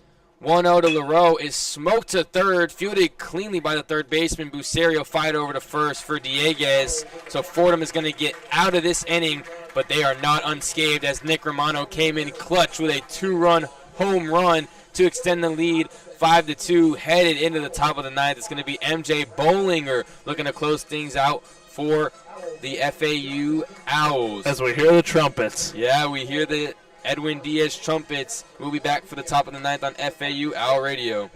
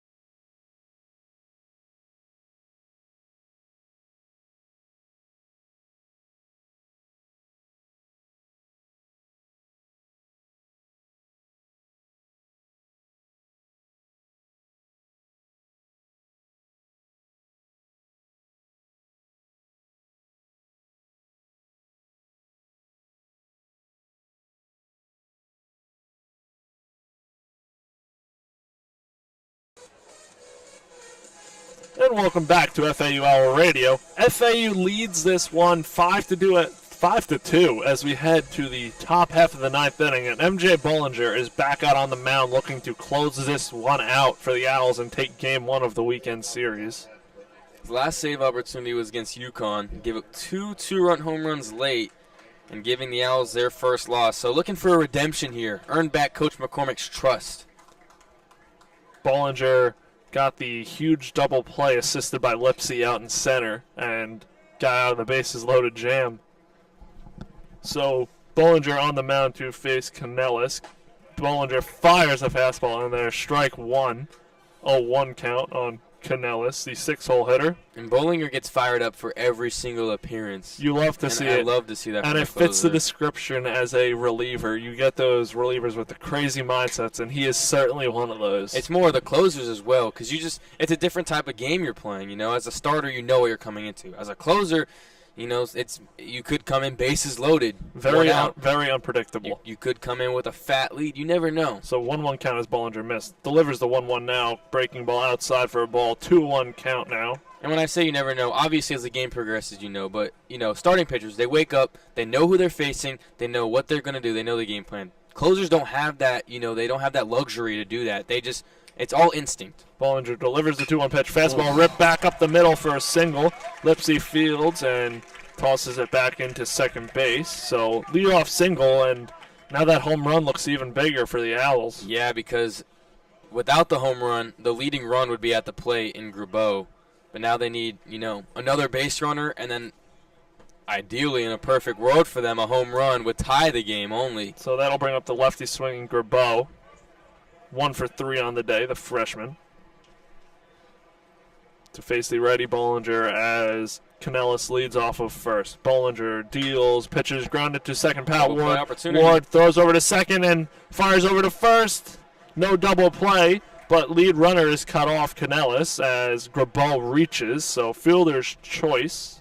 I'm really impressed early on in the season with the infield glove work from the Owls. Romano, LaRose obviously been a notorious fielder, and Pat Ward, he's played all over this Owls infield this season and prior seasons. He's played at short, second, and third, and he's been really flexible, and he's shown the glove out at second multiple times So today. we do have a pinch hitter for Fordham, and that is number 24, Caden Young. He is a freshman. Big spot for a freshman. Bollinger fires a fastball in there for a strike. Looked like it was a changeup or a slider in there that buckled Caden Young's knees a little bit. Wasn't expecting first pitch off speed. So Bollinger looks in for the sign. Grubeau leads off first as Bollinger fires over there to no avail. Grubeau slid back in head first. Middle infield playing double play depth. Outfield playing straight away. Caden Young steps back into the box, the righty. Righty versus righty. Bollinger sets. Kicks in, deals. Breaking ball smothered out there by Aiden Garcia. Beautiful block. There we go. That's what I wanted to see from the start. To keep Grubeau over at first. 1-1 count. 1 away here in the top half of the ninth. Bollinger, the JUCO transfer from San Jacinto in Texas in 2024, pitched in 17 games, finished the season with a 1.36 ERA and 28 strikeouts in 33 innings. In my class, sports communication with the center fielder, Marshall Lipsy, I actually spoke to him about Bollinger. As Bollinger fires a fastball, fouled back into the net, 1-2 count. Lipsy and Bollinger played JUCO ball in Texas. Mm-hmm. Different schools. Yeah, but he said when they encountered each other, he always said Bollinger's always very high energy like he is with FAU, so has not changed. As Bollinger sets for the 1-2 pitch with 1 away, 2 Young. Deals. Breaking ball hit to shortstop. LaRoe over to second to Ward. Over to first. Double play. Ball game over. Owls win. MJ Bollinger rolls a double play, and Owls take game 1 of the series 5-2 behind a dominant pitching performance from Trey Beard. And a late inning home run there for the Owls by FAU going to improve. By Nick Romano. And FAU moves to 8-1, and I think we don't even have to talk about this, but I think the FAU Owl Radio player of the game has to be Trey Yeah, I was about to Beard. say, Nick Romano, obviously the late inning hero, but, those 2 runs, they matter, but on the scoreboard, you take those away, they still come out with the win. Trey Beard was dominant. 12 strikeouts, really faced no trouble, and the only run allowed was because of we say it was booked as a wild pitch, but it was really a drop third strike that was not fielded cleanly. So, yeah, Trey Beard for sure the FAU Owl Radio player of the game. So FAU takes game 1 of the series by a score of 5-2, moving to 8-1. Fordham falling to 2-7. We don't have the starting pitchers or anything yet tomorrow, but it's going to be Ty Murphy for the Owls, I believe. Sets up a chance to win another series for FAU. Yeah, like I said, I think it's going to be Tyler Murphy tomorrow, but and we have no knowledge of Fordham, of course. Yes, exactly. So that's going to do it here from beautiful Boca Raton. FAU takes game 1 of the series 5-2, and we'll be back here tomorrow afternoon at 4 o'clock right here on FAU Owl Radio. I will be covering that game. My partner Brayden will be going home for spring break. I will. I'll be going to not home but Ohio, visiting some family, so that'll be fun. I'll tune in. I'll tune in for you. I'll be with you from afar. Appreciate that. Of course. So that'll do it here on FAU Owl Radio. For Brayden Pyle, I'm Chris Talt. Owls take this one 5-2. We will see you tomorrow afternoon at 4 p.m. right back here on FAU Owl Radio for Game 2 of the series.